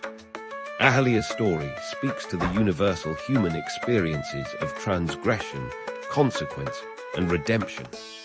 The stone curse represents not just divine punishment, but the way our own actions can harden us, making us insensitive to the world around us. Rama's role in this story illuminates the Hindu concept of divine grace.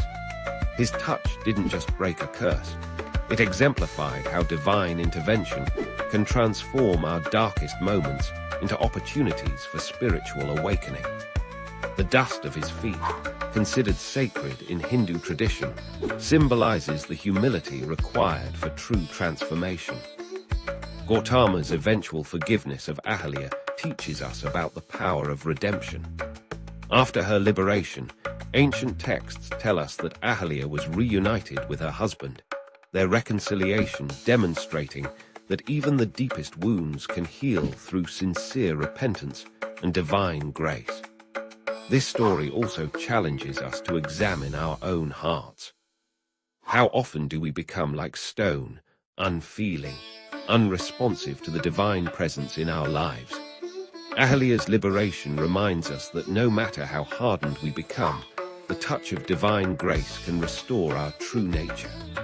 In Hindu philosophy, this tale illustrates the concept of karma and grace working in harmony. While Ahalia's actions brought immediate consequences, her story didn't end with punishment. Through divine intervention, what seemed like an eternal curse became a pathway to profound spiritual transformation. Today, the story of Ahalia continues to resonate across time, reminding us that no soul is beyond redemption, no curse beyond breaking when touched by divine grace. Her transformation from stone to living being mirrors our own potential journey from spiritual unconsciousness to awakened awareness. As we conclude this ancient tale, we're reminded that like Ahalia, each of us has the potential for transformation. Perhaps we too are waiting for that divine touch that will awaken us from our own stone-like existence, returning us to our true, radiant nature. In the end, Ahalia's story is not just about a woman turned to stone. It's about the eternal possibility of resurrection through divine grace and the power of forgiveness to restore what was thought forever lost. Have you ever wondered who invented the first game of chance? The answer lies not in the smoke-filled backrooms of medieval taverns, but in the gleaming halls of Mount Olympus itself, where Titch, the goddess of fortune, first introduced mortals to the thrilling world of gambling. In ancient Greece, where gods walked among mortals and fate intertwined with daily life, Titch stood as a unique figure among the pantheon. Neither wholly benevolent nor malicious, she embodied the unpredictable nature of fortune itself. With her cornucopia in one hand and a ship's rudder in the other, she guided the destinies of both gods and mortals through the uncertain waters of chance. The story begins in the bustling city-state of Corinth, where Titch was particularly revered. According to ancient tales, she observed how humans constantly sought ways to glimpse their futures and understand the will of the gods. Some consulted oracles, others read omens in bird flights, but Titch saw an opportunity to teach mortals a profound lesson about the nature of fate itself. One moonlit night, she appeared to a group of merchants in the Agora of Corinth. These weren't ordinary traders. They were known for their clever minds and endless debates about destiny and free will. Titch approached them in the form of a mysterious woman, her face partially concealed by a shimmering veil, carrying what appeared to be simple pieces of bone. "You seek to understand the ways of fate," she told them, her voice carrying the weight of divine authority. "Yet you fail to grasp its true nature. Let me show you how fortune truly works." With these words, she revealed the first dice ever created, carved from the knucklebones of a celestial deer that roamed the slopes of Mount Olympus. Titch taught the merchants the first games of chance, showing how the dice could fall in different ways, each representing a different outcome. She explained that just as in life, players could make choices, but the final result always contained an element of uncertainty. The merchants were captivated, spending the entire night learning various games under her guidance. As word spread throughout Greece, more and more people began crafting their own dice and developing new games. Titch's invention quickly became more than mere entertainment. It evolved into a mirror of life itself. The Greeks saw in these games a perfect metaphor for human existence, a delicate balance between skill and chance, choice and fate. But Titch's lesson didn't stop with dice. She gradually introduced other games of chance to the mortals. She taught them to draw lots, inspired the creation of early playing cards, and even suggested the first betting games. Each new game carried its own symbolic meaning, teaching different aspects about fortune's fickle nature. The goddesses' games spread from Greece across the ancient world. In Sparta, soldiers used them to teach strategic thinking. In Athens, philosophers incorporated them into discussions about free will and determinism. Even the oracles of Delphi sometimes used Titch's dice to provide answers to seekers, believing they carried divine wisdom. However, Titch's gifts came with a warning. She appeared in dreams to those who became too obsessed with gambling, reminding them that the games were meant to teach wisdom, not feed greed. She cautioned that while chance could bring great fortune, it could just as easily take it away. The wise, she counseled, would understand that life, like her games, required both prudent judgment and acceptance of uncertainty. The influence of Titch's games extended far beyond ancient Greece. The Romans later adopted her as Fortuna, spreading gambling games throughout their vast empire. From the dice games of Roman legionaries to the elaborate gambling houses of Pompeii, her influence shaped how ancient peoples understood and interacted with chance. Today, whenever someone rolls dice, shuffles cards, or places a bet, they're participating in an activity whose divine origins trace back to Titch's ancient lesson. Modern casinos, with their promises of fortune and risk, still echo the fundamental truths she sought to teach. That life is a mixture of skill and chance, that fortune favors the bold but humbles the reckless. The story of Titch and her games reminds us that gambling has always been more than mere entertainment. It represents humanity's eternal dance with chance and fate, our desperate desire to understand the unknowable, and our need to find meaning in the random turns of fortune's wheel.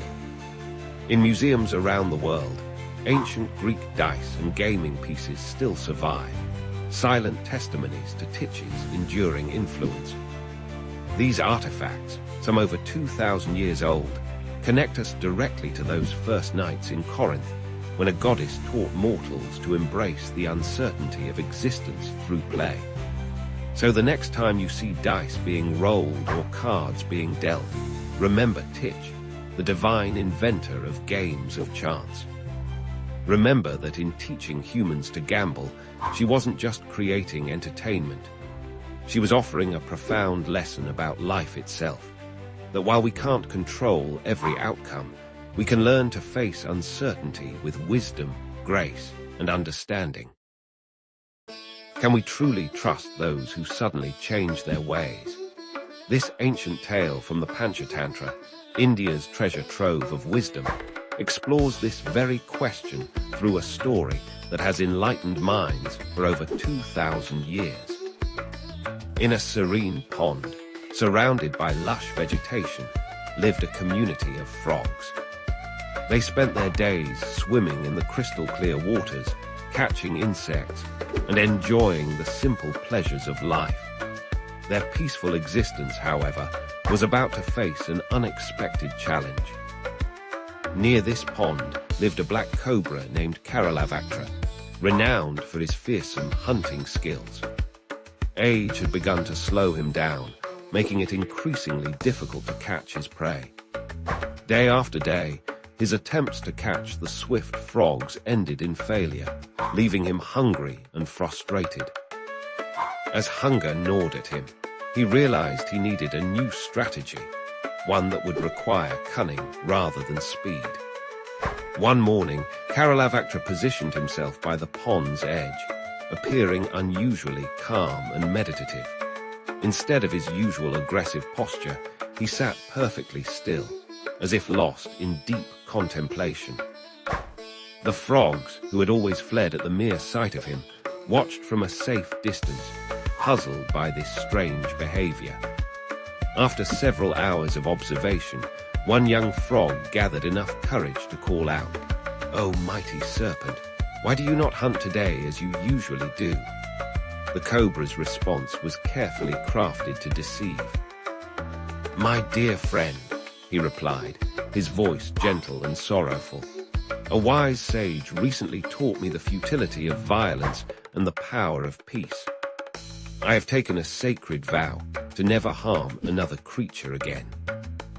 The young frog, impressed by this apparent transformation, shared the news with others. Soon, the entire frog community began discussing the snake's spiritual awakening. The elder frogs, however, remained skeptical.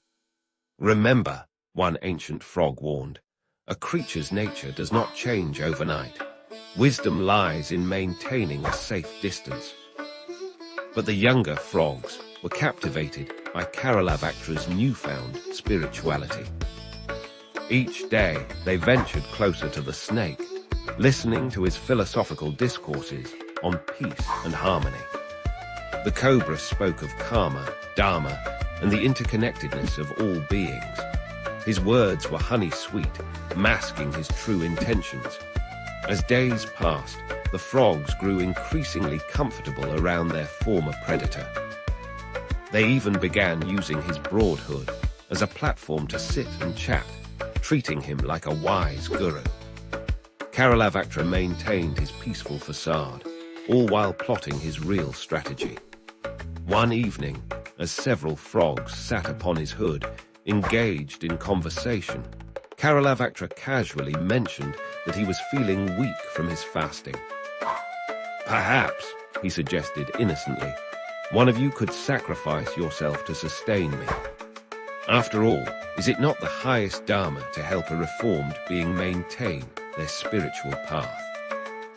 The younger frogs, completely deceived by weeks of masterful manipulation, actually considered his request. Before the elder frogs could intervene, one young frog volunteered, seeing it as an honor to help their spiritual friend. In an instant, Karalavaktra's true nature revealed itself. The volunteer disappeared into his mouth, leaving the other frogs frozen in horror. Day by day, using the same tactic of requesting sacrifices, the snake began depleting the frog population. The remaining frogs finally realized their terrible mistake, but for many, this wisdom came too late. Those who survived fled to distant ponds, carrying with them a costly lesson about trust and discernment. This Panchatantra tale carries timeless wisdom about the nature of deception and the importance of critical thinking. It teaches us that words alone cannot be trusted. Actions and consistent behavior over time reveal true character. The story reminds us that wisdom often comes from elders who have seen the patterns of life repeat themselves through generations. Moreover, the tale speaks to the danger of naive trust and the importance of maintaining healthy skepticism, even when faced with apparently transformed characters. Just as the young frogs were deceived by sweet words and false spirituality, we too can fall prey to those who use noble concepts to mask ignoble intentions. The story also illuminates the concept of svabhava, or inherent nature, suggesting that fundamental character traits often remain unchanged despite outward appearances. This teaching encourages us to observe patterns of behavior rather than rely solely on words or temporary displays of virtue. In our modern world, where deception often wears sophisticated masks, this ancient tale remains remarkably relevant. It reminds us that wisdom requires us to balance openness with discernment, trust with careful observation, and hope for change with realistic understanding of nature. As we reflect on this tale, we might ask ourselves, how often do we ignore warning signs in our eagerness to believe what we wish to be true? What price do we pay for abandoning discernment in favor of blind trust? The answers to these questions might save us from becoming prey to modern-day Karalavactras, who, like the cunning cobra, disguise their true intentions behind peaceful facades. Picture this, a vast battlefield strewn with fallen warriors, where 100 brothers once stood united in their quest for power. Now, as the sun sets on the 18th day of the Great War, not one remains. This is the story of how the mighty Kauravas met their end, a tale of pride, destiny, and divine justice. The 100 Kaurava brothers, led by the eldest, Duryodhana, had chosen the path of adharma, unrighteousness. Despite numerous attempts at peace by Krishna and the Pandavas, their pride and greed led them to wage the greatest war ever fought. The consequences of their choices would unfold in the most devastating ways on the battlefield of Kurukshetra. In the early days of the war, the lesser-known Kaurava brothers fell rapidly. Many met their end facing Bhima, who had taken a terrible vow to avenge the humiliation of Draupadi. Each day, as the battle raged, Bhima would seek out the Kaurava brothers, his mace becoming an instrument of karma. The younger Kauravas, despite their skills, could not withstand his fury. Some fell to Arjuna's arrows, others to Nakula and Sahadva's swordsmanship. But it was the deaths of the major Kauravas that would shake the very foundations of their army. Vikarna, the only brother who had spoken against Draupadi's disrobing, met an honorable end. Even Bhima shed tears as he struck down this righteous soul, acknowledging that among the 100, Vikarna alone had walked the path of Dharma. Dushasana's death marked a turning point in the war. Bhima fulfilled his vow by defeating him in single combat. The death of this proud warrior, who had once dragged Draupadi by her hair, demonstrated how karma returns all actions in full measure. The battlefield fell silent as warriors on both sides witnessed the price of dishonoring the divine feminine. As the war progressed, the remaining brothers began to fall one by one. Some died fighting in formation, protecting each other until the very end. Others, consumed by fear and regret, met their fate while fleeing. Each death reflected their life choices. Those who fought honorably died warriors' deaths, while those who had lived by deceit met in glorious ends. The final days saw the fall of the mightiest Kauravas. Duryodhana, the eldest and proudest, remained for last. Having lost all his brothers, he faced the bitter truth that his actions had led to their destruction. In his final battle with Bhima, their legendary mace fight, we see the culmination of a lifetime of rivalry. Despite Krishna's warnings and numerous opportunities for peace, Duryodhana's pride had remained unshaken until this moment. The duel between Bhima and Duryodhana represents more than just a physical battle. It embodies the eternal struggle between Dharma and Adharma, righteousness and unrighteousness. Duryodhana, skilled in mace warfare and blessed with near-invulnerable skin, fought with all his remaining strength. But karma had written a different destiny. When Bhima struck the final blow, breaking Duryodhana's thighs, it was not just a physical victory. It was the triumph of Dharma over Adharma, of divine justice over mortal pride. Duryodhana lay dying, his 100 brothers already gone, their vast army destroyed. In his final moments, he experienced a profound realization about the futility of pride and the power of divine will. The fall of the Kauravas teaches us eternal truths about existence. First, that actions have consequences that cannot be escaped. The Kauravas' choice to pursue power through Adharma sealed their fate. Second, that pride blinds us to wisdom. Despite having Krishna himself advocate for peace, they chose war. Third, that Dharma, though it may seem to suffer temporarily, ultimately prevails. Each brother's end reflected their character. Those who showed traces of Dharma died honorably in battle. Those who had embraced Adharma completely met darker fates. The 100 Kaurava brothers, born of a single boon, united in their opposition to the Pandavas, fell one by one until none remained. Their story serves as an eternal reminder that the path of Adharma, though it may seem powerful and attractive, leads to destruction.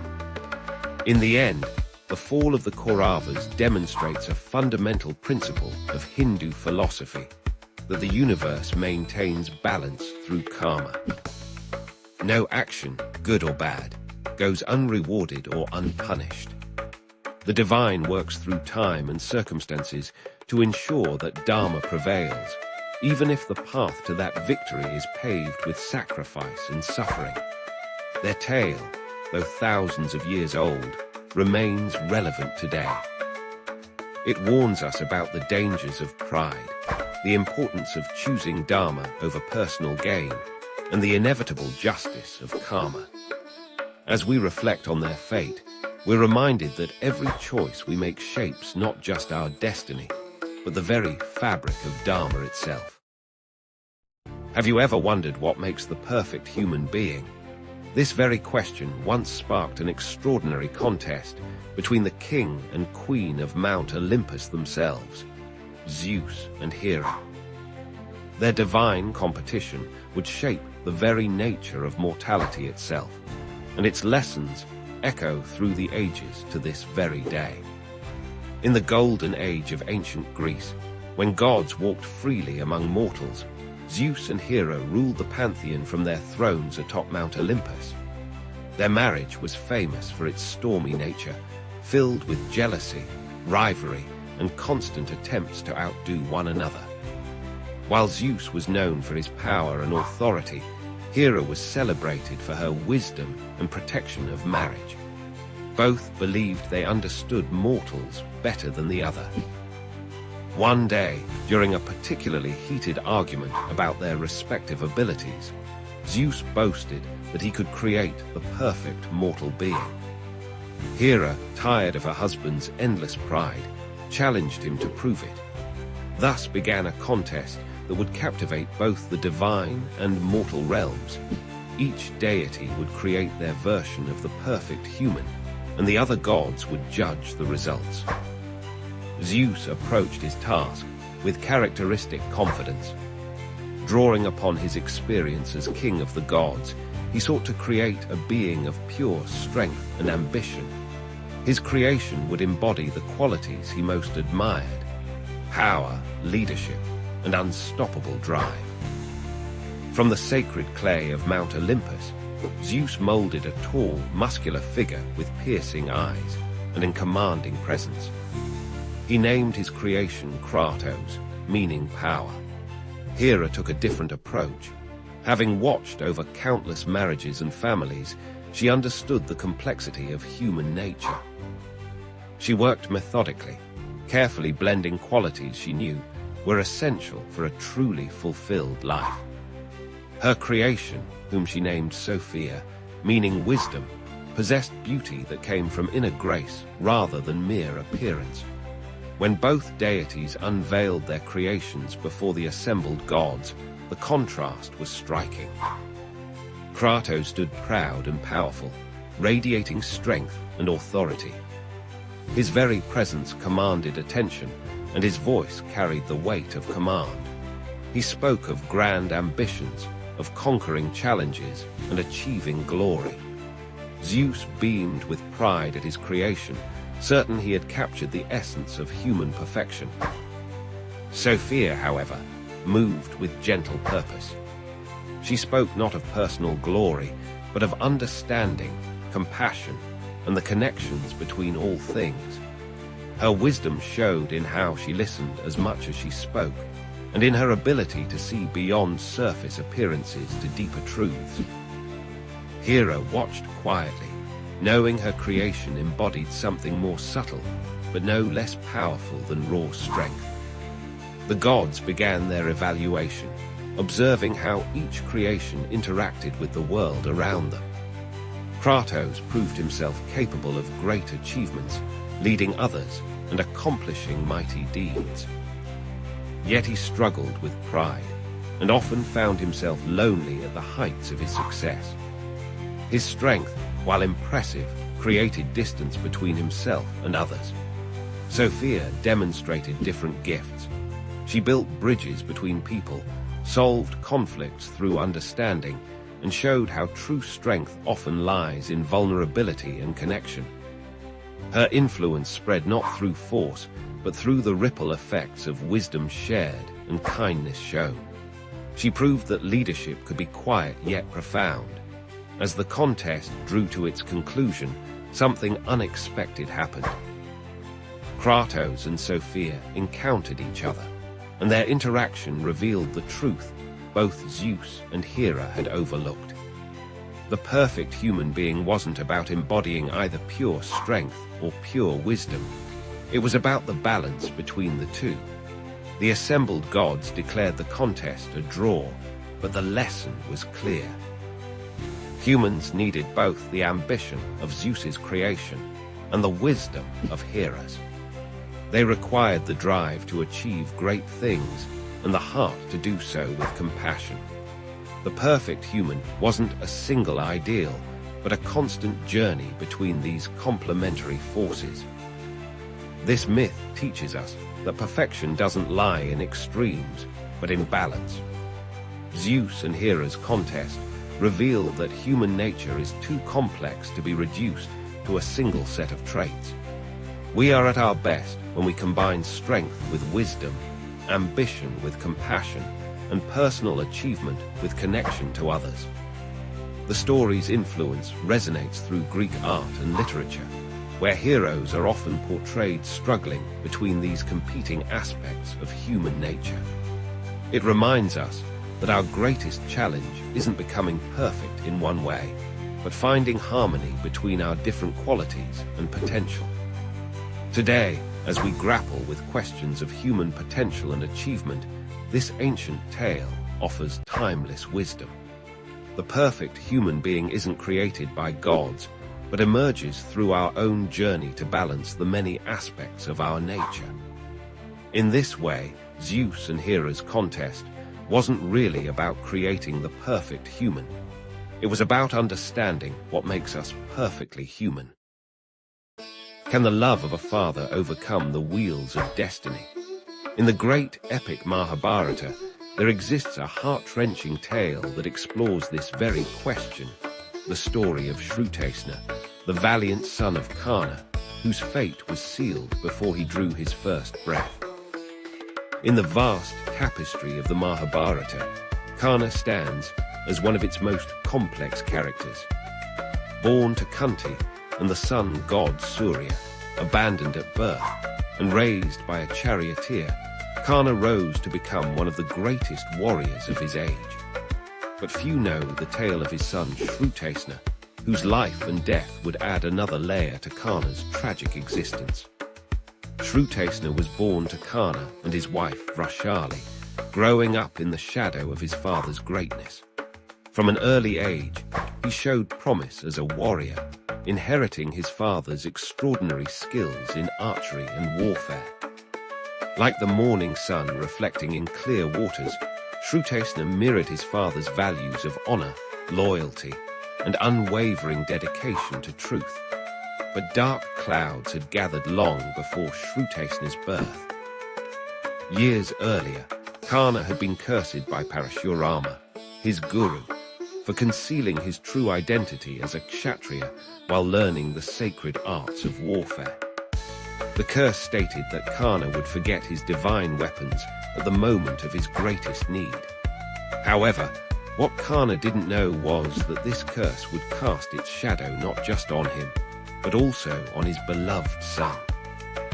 As Shrutesna grew into a young man, he became known for his valor and righteousness. He carried himself with the same dignity as his father, earning respect from both allies and enemies. In the courts of Hastinapura, where Karna served as the king of anger and a close friend to Duryodhana, Shrutesna was regarded as a prince worthy of his noble lineage. The winds of war began to blow across Bharatavarsha as tensions between the Pandavas and Kauravas reached their breaking point. As preparations for the great Kurukshetra war began, Shrutesna, now a skilled warrior, stood ready to fight alongside his father. The bond between father and son had grown stronger through years of training, shared values, and mutual respect. But fate had woven a different pattern in its cosmic tapestry.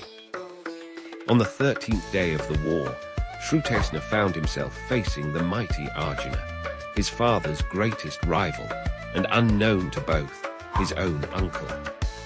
The young warrior charged forward with the confidence of youth and the skill of intense training, but destiny had other plans. In that crucial moment, as father and son fought together against Arjuna, the curse of Parashurama manifested itself in an unexpected way. Karna, witnessing his son in danger, reached for his most powerful weapon to protect him. But the curse took effect, making him forget the divine incantations needed to summon his celestial weapons. What followed was a scene of heart-wrenching tragedy. Despite Karna's desperate attempts to protect his son, Shrutesna fell to Arjuna's arrows. The young warrior died in his father's arms, his last words expressing pride in living and dying as Karna's son. The battlefield fell silent, as if nature itself mourned the loss of such a promising young life. This moment marked a turning point in the Great War. Karna's grief transformed into a burning determination, but the loss of Shrutesna would haunt him until his own death days later. The tragedy exemplified the cruel workings of karma and destiny in the grand narrative of the Mahabharata. The story of Shrutesna teaches us profound truths about the nature of existence in Hindu philosophy. It shows how the threads of karma weave through generations, how the actions of the past shape the present, and how even the mightiest warriors cannot escape their destined path. This tale also illustrates the concept of dharma in its most complex form. Shrutesna followed his dharma as a son and warrior, fighting alongside his father even though it led to his death. Karna, torn between his duty as a father and his obligations as a warrior, faced the ultimate test of his principles. The relationship between Karna and Shrutesna reflects the eternal bond between father and son, a love that transcends the boundaries of life and death. Their story reminds us that even in the face of inevitable fate, the dignity with which we face our destiny defines our character. In the grand scheme of the Mahabharata, Shrutesna's death serves as a poignant reminder that war spares no one. that the cycles of karma affect both the mighty and the humble. His story, though brief, illuminates the complex interplay between free will and destiny that lies at the heart of Hindu philosophy. As we reflect on this tale today, we're reminded that our lives, like Shrutesna's, are part of a larger cosmic design. While we may not control our destiny, we can choose how we face it with courage, dignity, and unwavering adherence to our Dharma, just as Shrutesna did in his final moments on the battlefield of Kurukshetra. Have you ever wondered why wine holds such a sacred place in human culture? The answer lies in an ancient tale of divine discovery, where a god's curiosity changed human civilization forever. In the sun-drenched hills of ancient Greece, where gods walked among mortals, lived Dionysus, the divine son of Zeus and the mortal Semele. Unlike his more austere divine siblings, Dionysus possessed an insatiable curiosity about the mortal world and its natural wonders. He spent his days wandering through lush valleys and dense forests, discovering the secrets of plants and their fruits. One particularly memorable autumn day, Dionysus noticed something peculiar. In a secluded grove, he found wild grapes that had fallen into a natural hollow in a rock. The grapes had been crushed under their own weight and left exposed to the warm Mediterranean sun.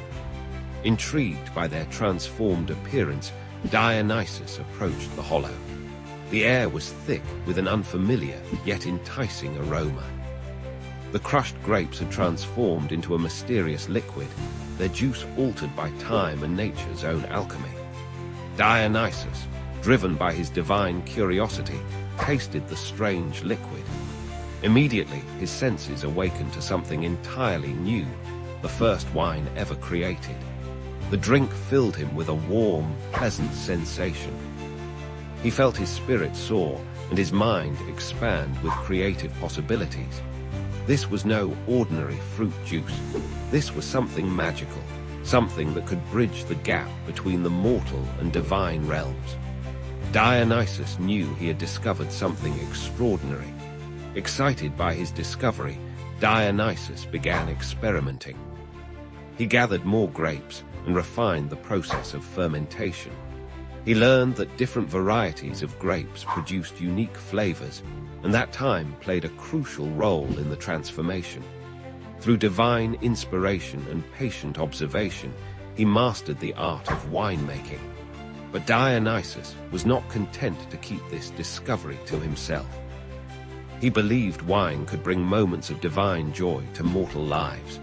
He began teaching chosen mortals the secrets of viticulture, how to cultivate vines, when to harvest grapes, and the delicate process of fermentation.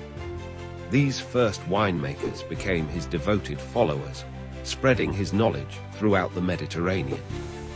As wine spread across Greece, it became more than just a drink. It transformed into a symbol of civilization, a crucial element in religious ceremonies, and a catalyst for social bonding. The symposium, a gathering where Greeks would drink wine and engage in philosophical discussions, became a cornerstone of their culture. Wine brought people together, sparked creativity, and helped forge connections between strangers. However, Dionysus also taught an important lesson about responsibility. Wine had the power to elevate the spirit, but it could also cloud judgment when consumed without moderation. This duality became part of his divine nature. He was both the bringer of joy and ecstasy, and a reminder of the need for balance and wisdom. The gift of wine changed how humans celebrated, mourned, and connected with the divine. During festivals honoring Dionysus, people would drink wine and perform elaborate theatrical performances, giving birth to Greek theater. The god's influence extended beyond mere intoxication. He became associated with creative inspiration, religious ecstasy, and the breaking down of social barriers.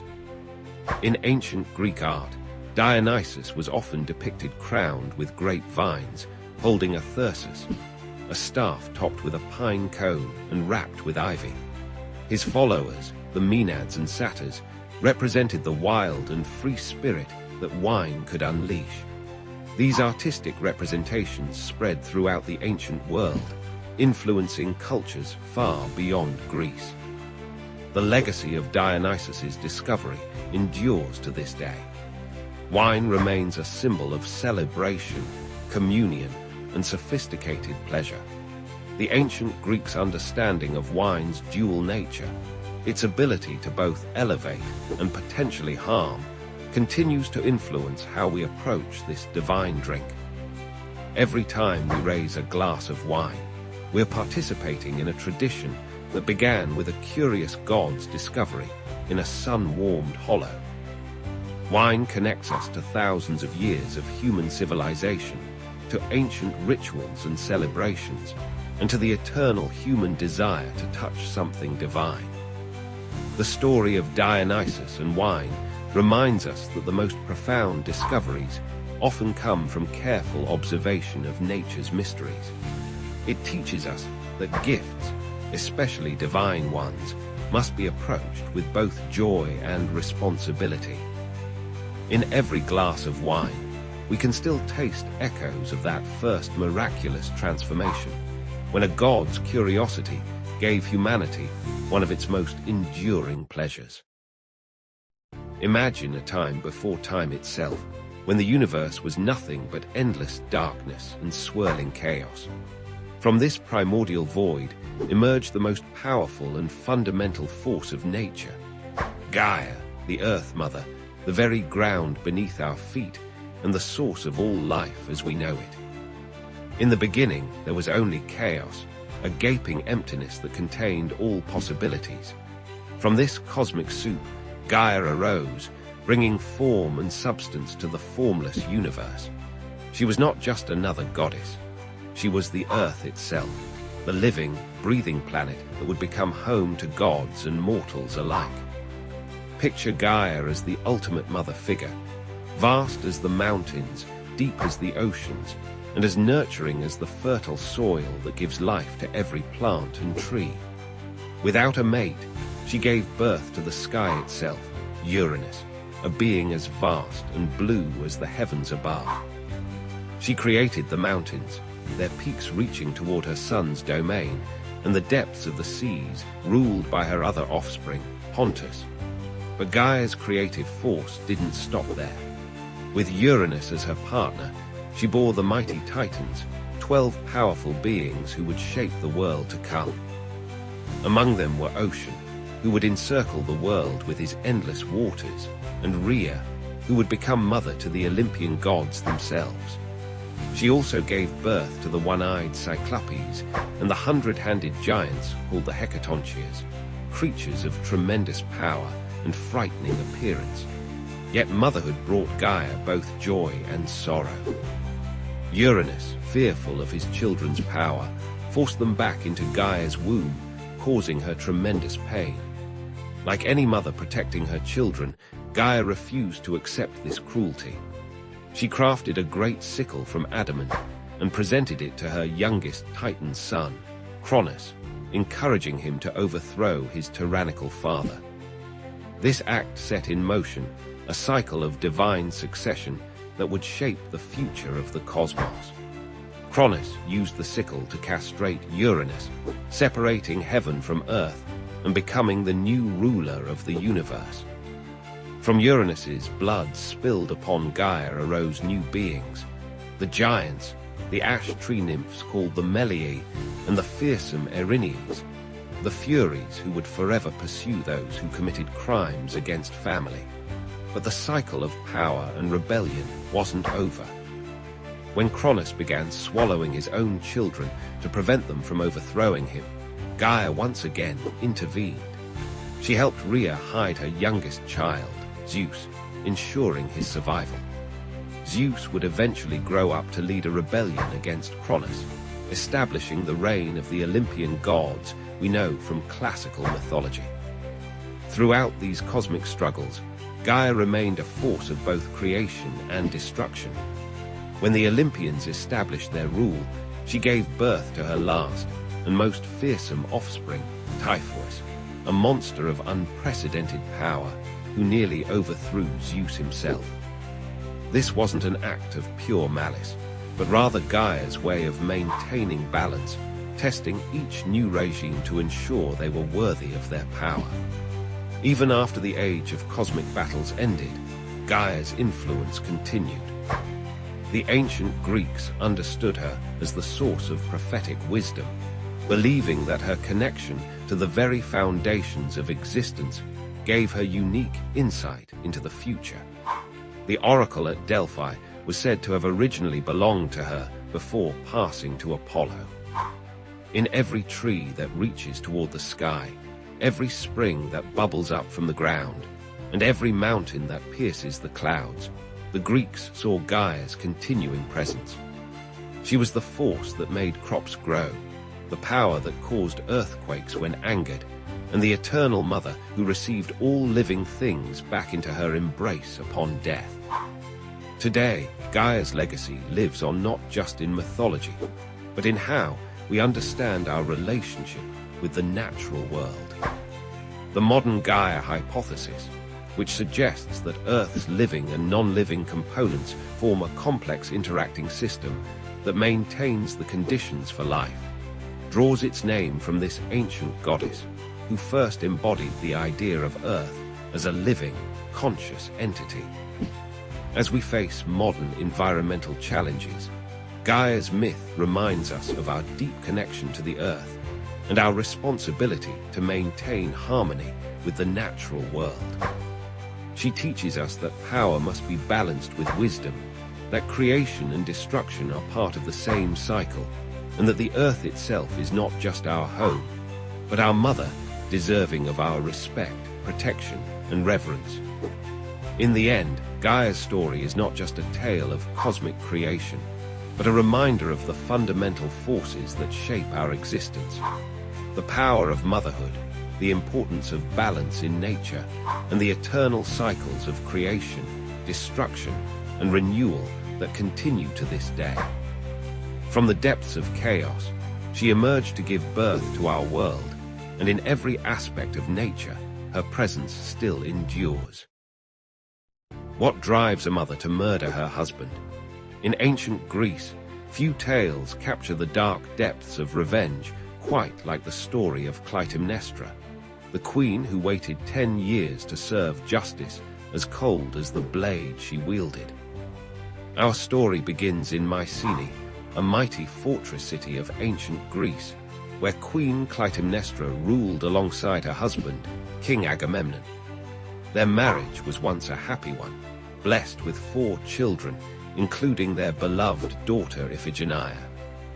But the gods had other plans, and their family's peace would soon shatter like a clay vessel dropped from Olympus itself. When Agamemnon's brother Menelaus lost his wife, Helen, to the Trojan prince Paris, all of Greece prepared for war. 1,000 ships gathered at Aulis, ready to sail for Troy, but the winds refused to blow. Day after day, the massive fleet sat motionless on still waters, as if Poseidon himself held them in contempt. Desperate for answers, Agamemnon consulted the prophet Calchas, who delivered devastating news. The goddess Artemis demanded a sacrifice, Agamemnon's own daughter, Iphigenia. Only her blood could appease the goddess and grant favorable winds for the journey to Troy. Faced with an impossible choice between his daughter and his duty as commander of the Greek forces, Agamemnon made a decision that would seal his fate. He lured Iphigenia to Aulis under the false pretense of marriage to the great warrior Achilles. Instead of a wedding, the young princess found herself on an altar, her own father holding the knife that would end her life. When news reached Clytemnestra of her daughter's death, something broke within her. The loving wife transformed into an instrument of vengeance, her heart hardening like bronze in a smith's forge. For 10 long years, while Agamemnon fought at Troy, she planned her revenge with meticulous precision. During those years of waiting, Clytemnestra found solace in the arms of Aegisthus, Agamemnon's cousin who harbored his own grudge against the king. Together, they ruled Mycenae, preparing for the day when the victorious king would return from war. That day finally arrived in a blaze of triumph.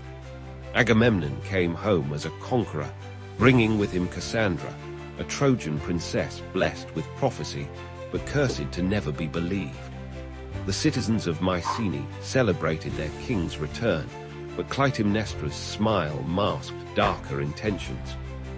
She welcomed her husband with false warmth, ordering servants to lay out purple tapestries fit for a god. Agamemnon, perhaps sensing the impropriety of walking on such luxury, initially refused.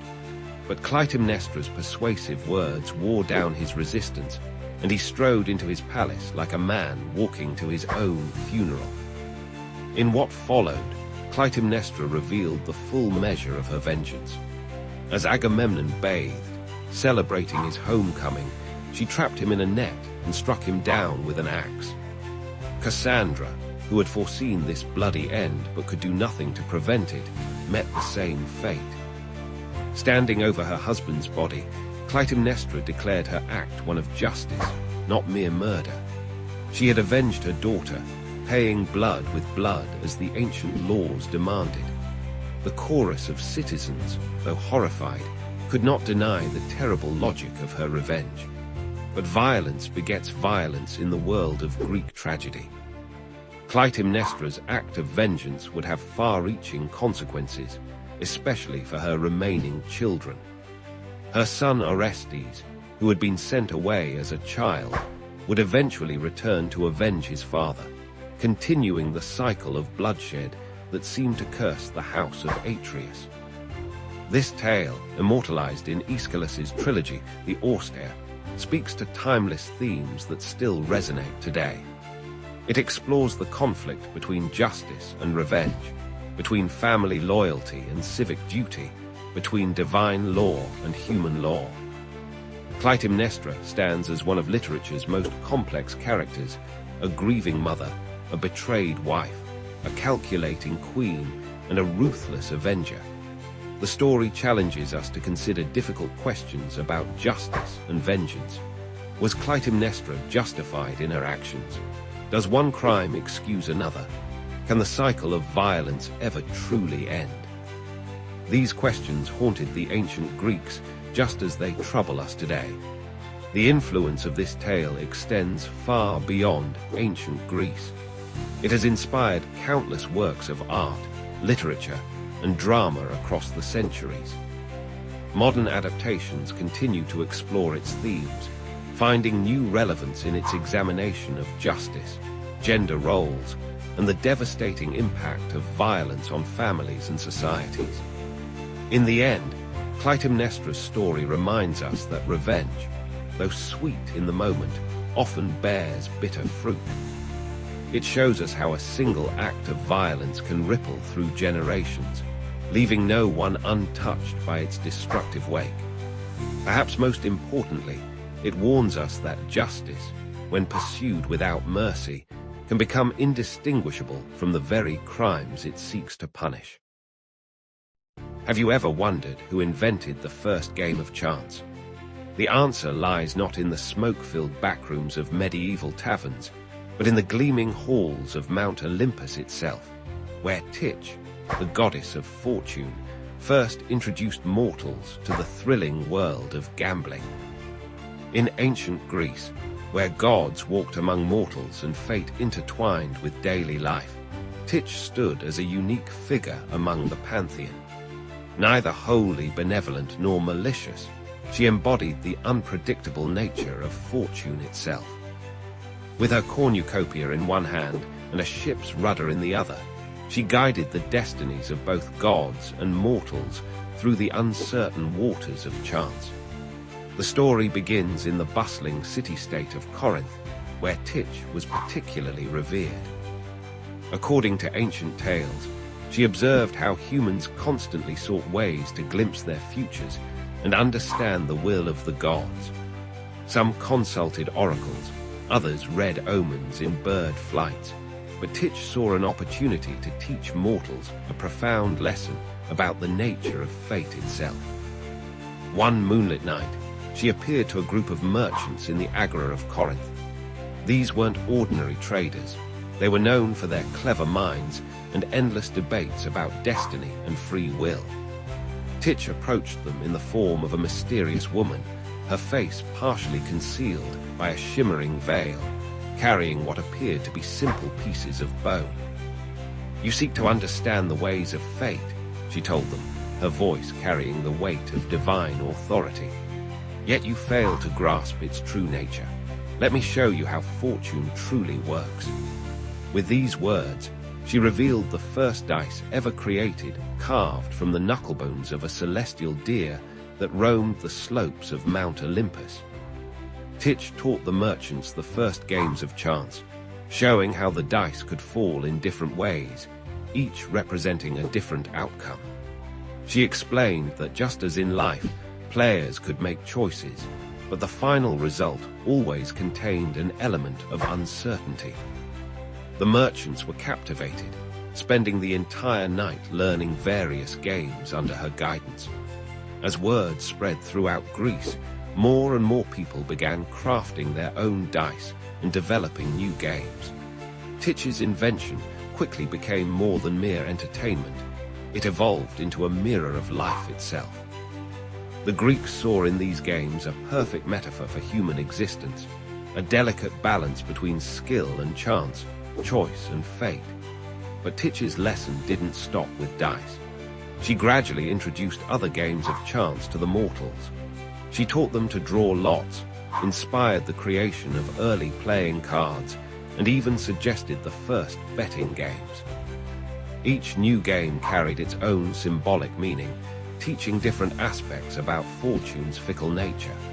The goddesses' games spread from Greece across the ancient world. In Sparta, soldiers used them to teach strategic thinking. In Athens, philosophers incorporated them into discussions about free will and determinism. Even the oracles of Delphi sometimes used Titch's dice to provide answers to seekers, believing they carried divine wisdom. However, Titch's gifts came with a warning. She appeared in dreams to those who became too obsessed with gambling, reminding them that the games were meant to teach wisdom, not feed greed. She cautioned that while chance could bring great fortune, it could just as easily take it away. The wise, she counseled, would understand that life, like her games, required both prudent judgment and acceptance of uncertainty. The influence of Titch's games extended far beyond ancient Greece. The Romans later adopted her as Fortuna, spreading gambling games throughout their vast empire. From the dice games of Roman legionaries to the elaborate gambling houses of Pompeii, her influence shaped how ancient peoples understood and interacted with chance. Today, whenever someone rolls dice, shuffles cards, or places a bet, they're participating in an activity whose divine origins trace back to Titch's ancient lesson. Modern casinos, with their promises of fortune and risk, still echo the fundamental truths she sought to teach. That life is a mixture of skill and chance, that fortune favors the bold but humbles the reckless. The story of Titch and her games reminds us that gambling has always been more than mere entertainment. It represents humanity's eternal dance with chance and fate, our desperate desire to understand the unknowable, and our need to find meaning in the random turns of fortune's wheel. In museums around the world, ancient Greek dice and gaming pieces still survive, silent testimonies to Titch's enduring influence. These artifacts, some over 2,000 years old, connect us directly to those first nights in Corinth, when a goddess taught mortals to embrace the uncertainty of existence through play. So the next time you see dice being rolled or cards being dealt, remember Titch, the divine inventor of games of chance. Remember that in teaching humans to gamble, she wasn't just creating entertainment. She was offering a profound lesson about life itself. that while we can't control every outcome, we can learn to face uncertainty with wisdom, grace, and understanding. Have you ever wondered who gave the Greek gods their power? Behind the mighty Zeus and the Olympian hierarchy stands a force even more fundamental: Kratos, the divine embodiment of strength, power, and authority. This is the story of how the very concept of leadership came to be in Greek mythology. In the vast cosmos of Greek mythology, Kratos isn't just another deity, he's the very essence of authority itself. Born to Pallas and Styx, Kratos emerged as one of the most powerful forces in the divine realm. Along with his siblings Beer, Force, Nike, Victory, and Zealous, Zeal, he helped establish the fundamental principles of power that would govern both gods and mortals. But why does Kratos matter so much in the grand scheme of things? Picture the universe before order existed. Chaos reigned supreme, with no structure or hierarchy to guide divine or mortal affairs. The ancient Greeks believed that without Kratos, there would be no foundation for leadership, no basis for authority, and no system to maintain cosmic order. When Zeus challenged the Titans for control of the universe, it was Kratos who played a pivotal role. The ancient texts tell us that Kratos, along with his siblings, was among the first to pledge allegiance to Zeus. This wasn't just a simple act of taking sides. It was a fundamental moment that established the very concept of divine authority. By choosing Zeus, Kratos essentially created the template for all future power structures. Think of Kratos as the divine architect of authority. He didn't just support Zeus's rise to power, he helped create the entire system that made leadership possible. Through his influence, the Greeks came to understand that true authority requires both strength and legitimacy. This wasn't about brute force alone. It was about creating a sustainable system of governance. The myths tell us that Kratos became Zeus's enforcer, carrying out the king of gods' commands with unwavering dedication. When Zeus needed to punish Prometheus for stealing fire, it was Kratos who led the charge. This famous myth shows us how authority systems work. There must be consequences for challenging established order, even if the challenger's motives seem noble. But Kratos' influence extended far beyond Olympus. The ancient Greeks saw his hand in every aspect of their society.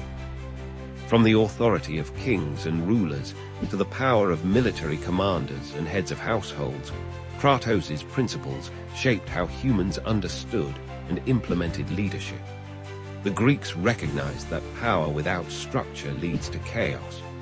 Through Kratos, they developed sophisticated systems of authority that balanced might with right. City-states established laws, councils made decisions, and leaders earned their positions through merit and divine favor, all reflecting Kratos' influence on how power should be wielded. This system wasn't perfect, just as no human institution is perfect. The myths show us countless examples of power struggles, challenges to authority, and the consequences of both good and bad leadership. Yet the fundamental principles established by Kratos remained. Authority must be both strong and legitimate to endure. The legacy of Kratos extends into modern times. When we talk about checks and balances, legitimate authority, or the social contract, we're drawing on concepts that the ancient Greeks first explored through their understanding of Kratos. Even today's political systems reflect this ancient wisdom about how power should be structured and maintained. Kratos teaches us that true authority isn't just about having power, it's about using that power wisely and justly. The Greeks understood that leadership requires a delicate balance between strength and wisdom, force and fairness. Through Kratos, they created a model of authority that continues to influence how we think about leadership today. In our modern world, As we grapple with questions of leadership and authority, the lessons of Kratos remain relevant. Who has the right to lead? How should power be distributed? What makes authority legitimate? These are questions that the ancient Greeks explored through their myths, and they're questions we still wrestle with today. Kratos' story reminds us that power structures don't just happen by accident. They're created and maintained through conscious effort and careful balance. Whether in ancient Greece or the modern world, effective leadership requires more than just strength. It needs legitimacy, wisdom, and the support of those being led. As we conclude our journey through this fundamental aspect of Greek mythology, remember that Kratos' influence extends far beyond ancient tales. Every time we participate in organized society, elect leaders, or follow established rules, we're participating in systems that trace their origins back to these ancient concepts of authority and power. The next time you think about leadership or authority, remember Kratos. Behind every successful system of governance, every effective leader, and every stable society, you'll find echoes of the principles he established at the dawn of Greek mythology. Some forces truly are timeless, and the power of Kratos continues to shape our world today. Time halts at the edge of terror, freezing flesh into stone and fear into silence. In the myths of ancient Greece, this was not metaphor, but fate, a stillness cast by gods and monsters upon those who stepped beyond the bounds of mortal reverence. In ancient Greece, this wasn't just a frightening thought. It was a very real fate that awaited those who dared to challenge the gods or gaze upon the forbidden. The power of petrification, the ability to turn living beings into stone, was one of the most dreaded supernatural abilities in Greek mythology. It represented not just death, but eternal imprisonment in a mineral prison, forever conscious yet forever still. This fascinating and terrifying power appears throughout Greek mythology, weaving tales of hubris, punishment, and transformation. Let's begin with the most famous wielder of this power, Medusa, the Gorgon whose very gaze could turn flesh to stone. But Medusa wasn't always a monster. Once, she was a beautiful priestess of Athene, with flowing locks that caught the eye of Poseidon himself. Their encounter in Athene's temple, whether consensual or not, so enraged the goddess that she transformed Medusa's beautiful hair into writhing snakes and cursed her with a petrifying gaze. Medusa's transformation speaks to the complex nature of divine punishment in Greek mythology. Was she truly the villain, or was she a victim of divine jealousy? Her power to turn others to stone became both her curse and her protection, as anyone who looked directly at her would instantly become a statue, frozen in their final moment of horror. The hero Perseus would eventually face this terrifying creature, armed with gifts from the gods, a mirrored shield from Athene, winged sandals from Hermes, and a cap of invisibility from Hades. By using the mirror's reflection to avoid direct eye contact, Perseus managed to behead Medusa. Even in death, her severed head retained its petrifying power, which Perseus would later use as a weapon. But Medusa isn't the only tale of petrification in Greek mythology. Consider the story of Atlas's daughter, who was turned to stone by Zeus to protect her from harm, or the tale of Niobe, whose hubris led to unimaginable tragedy. Niobe, queen of Thebes, had 14 children, 7 sons and 7 daughters. She boasted that she was superior to Leto, mother of Apollo and Artemis, who had only 2 children. This fatal pride led to divine retribution. Apollo and Artemis, enraged by Niobe's insult to their mother, slew all 14 of Niobe's children with their arrows. Witnessing the death of her children, Niobe's grief was so overwhelming that she fled to Mount Sipylus. There, Zeus took pity on her endless mourning and transformed her into stone. Yet even as rock, it's said that tears continue to flow from her stone form, creating a natural spring that exists to this day. The Greeks also told of Anaxarete, a noble maiden of Cyprus, who spurned the love of Iphias with such cruelty that he hanged himself at her doorstep. When she looked unmoved even at his funeral procession, Aphrodite turned her to stone, preserving her cold heart in an equally cold form for eternity. These tales of petrification often served as warnings about pride, cruelty, and the consequences of disrespecting the gods. The transformation into stone represented a fitting punishment. Those who showed stone-cold hearts toward others often ended up literally turned to stone themselves. The power of petrification appears in other cultures' mythologies as well, suggesting a universal human fear of being frozen in time, unable to move or speak, yet still conscious. This theme resonates through the ages, appearing in modern stories from fantasy novels to superhero comics. In ancient Greek art, petrified figures were depicted with extraordinary detail, capturing the moment of transformation between flesh and stone. These artworks often showed the horror and anguish of the transformation, serving as powerful reminders of the gods' authority and the consequences of human hubris. The psychological impact of petrification myths continues to fascinate us today. The idea of being conscious, yet unable to move, taps into primal human fears. It represents a fate worse than death, eternal awareness, without the ability to interact with the world around you. These myths also reflect the Greek understanding of transformation and permanence.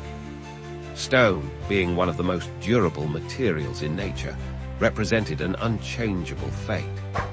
Once transformed, there was usually no return to human form, making petrification one of the most definitive and dreaded punishments in Greek mythology.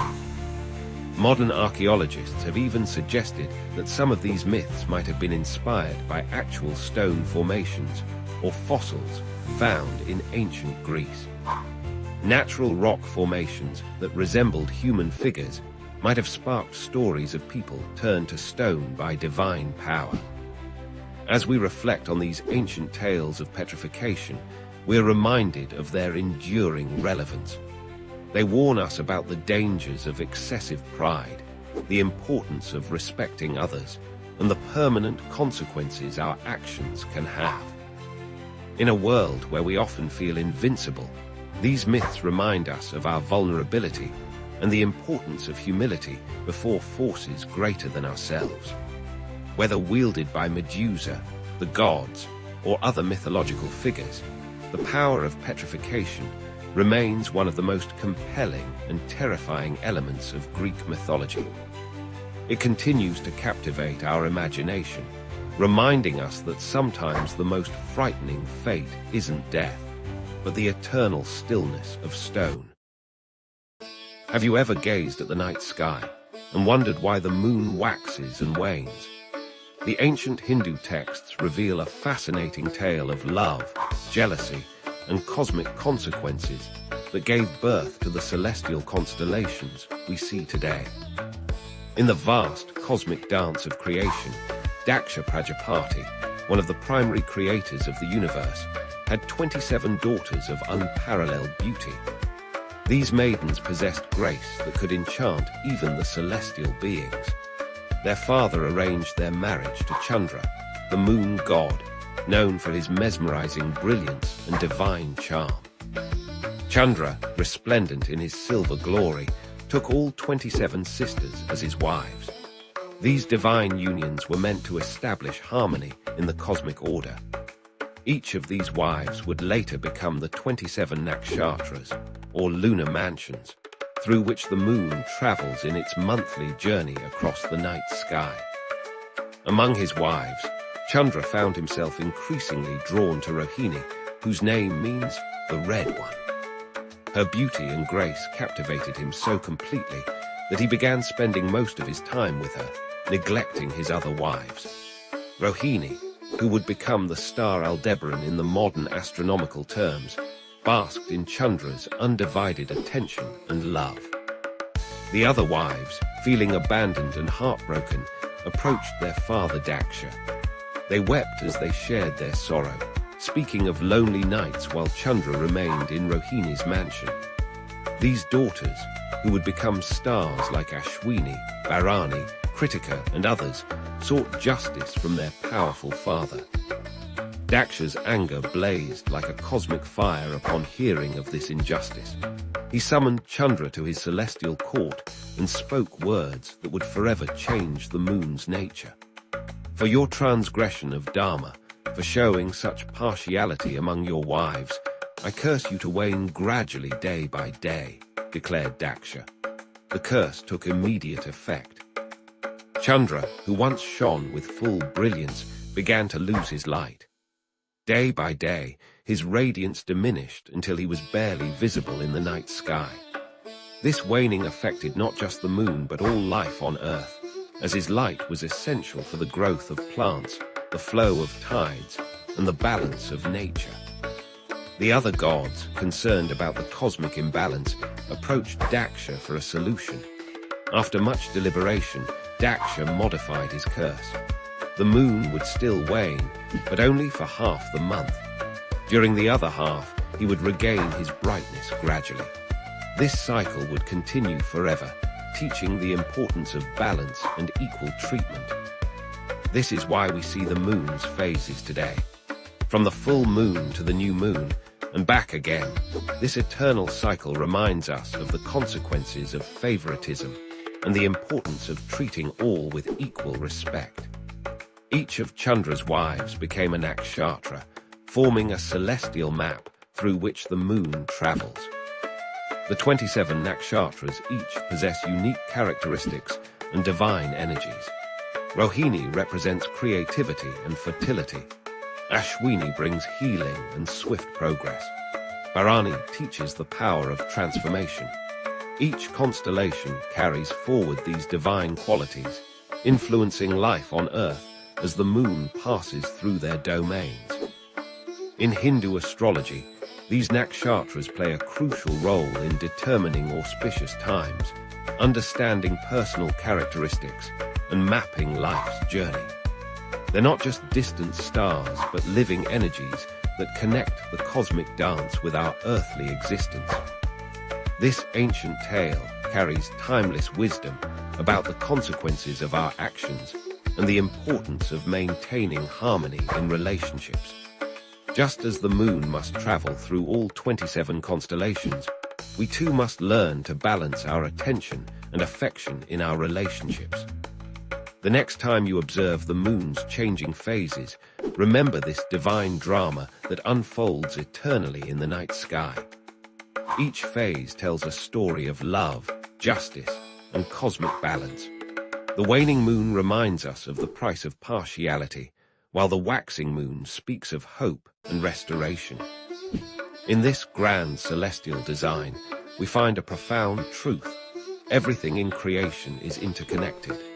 The moon's journey through the nakshatras maintains cosmic harmony, influences Earth's rhythms, and guides human destiny. This eternal cycle, born from a tale of divine love and celestial justice, continues to illuminate our nights and inspire our understanding of the cosmic order. May this ancient wisdom help us navigate our own paths with greater awareness and balance, just as the moon navigates the eternal dance of the nakshatras.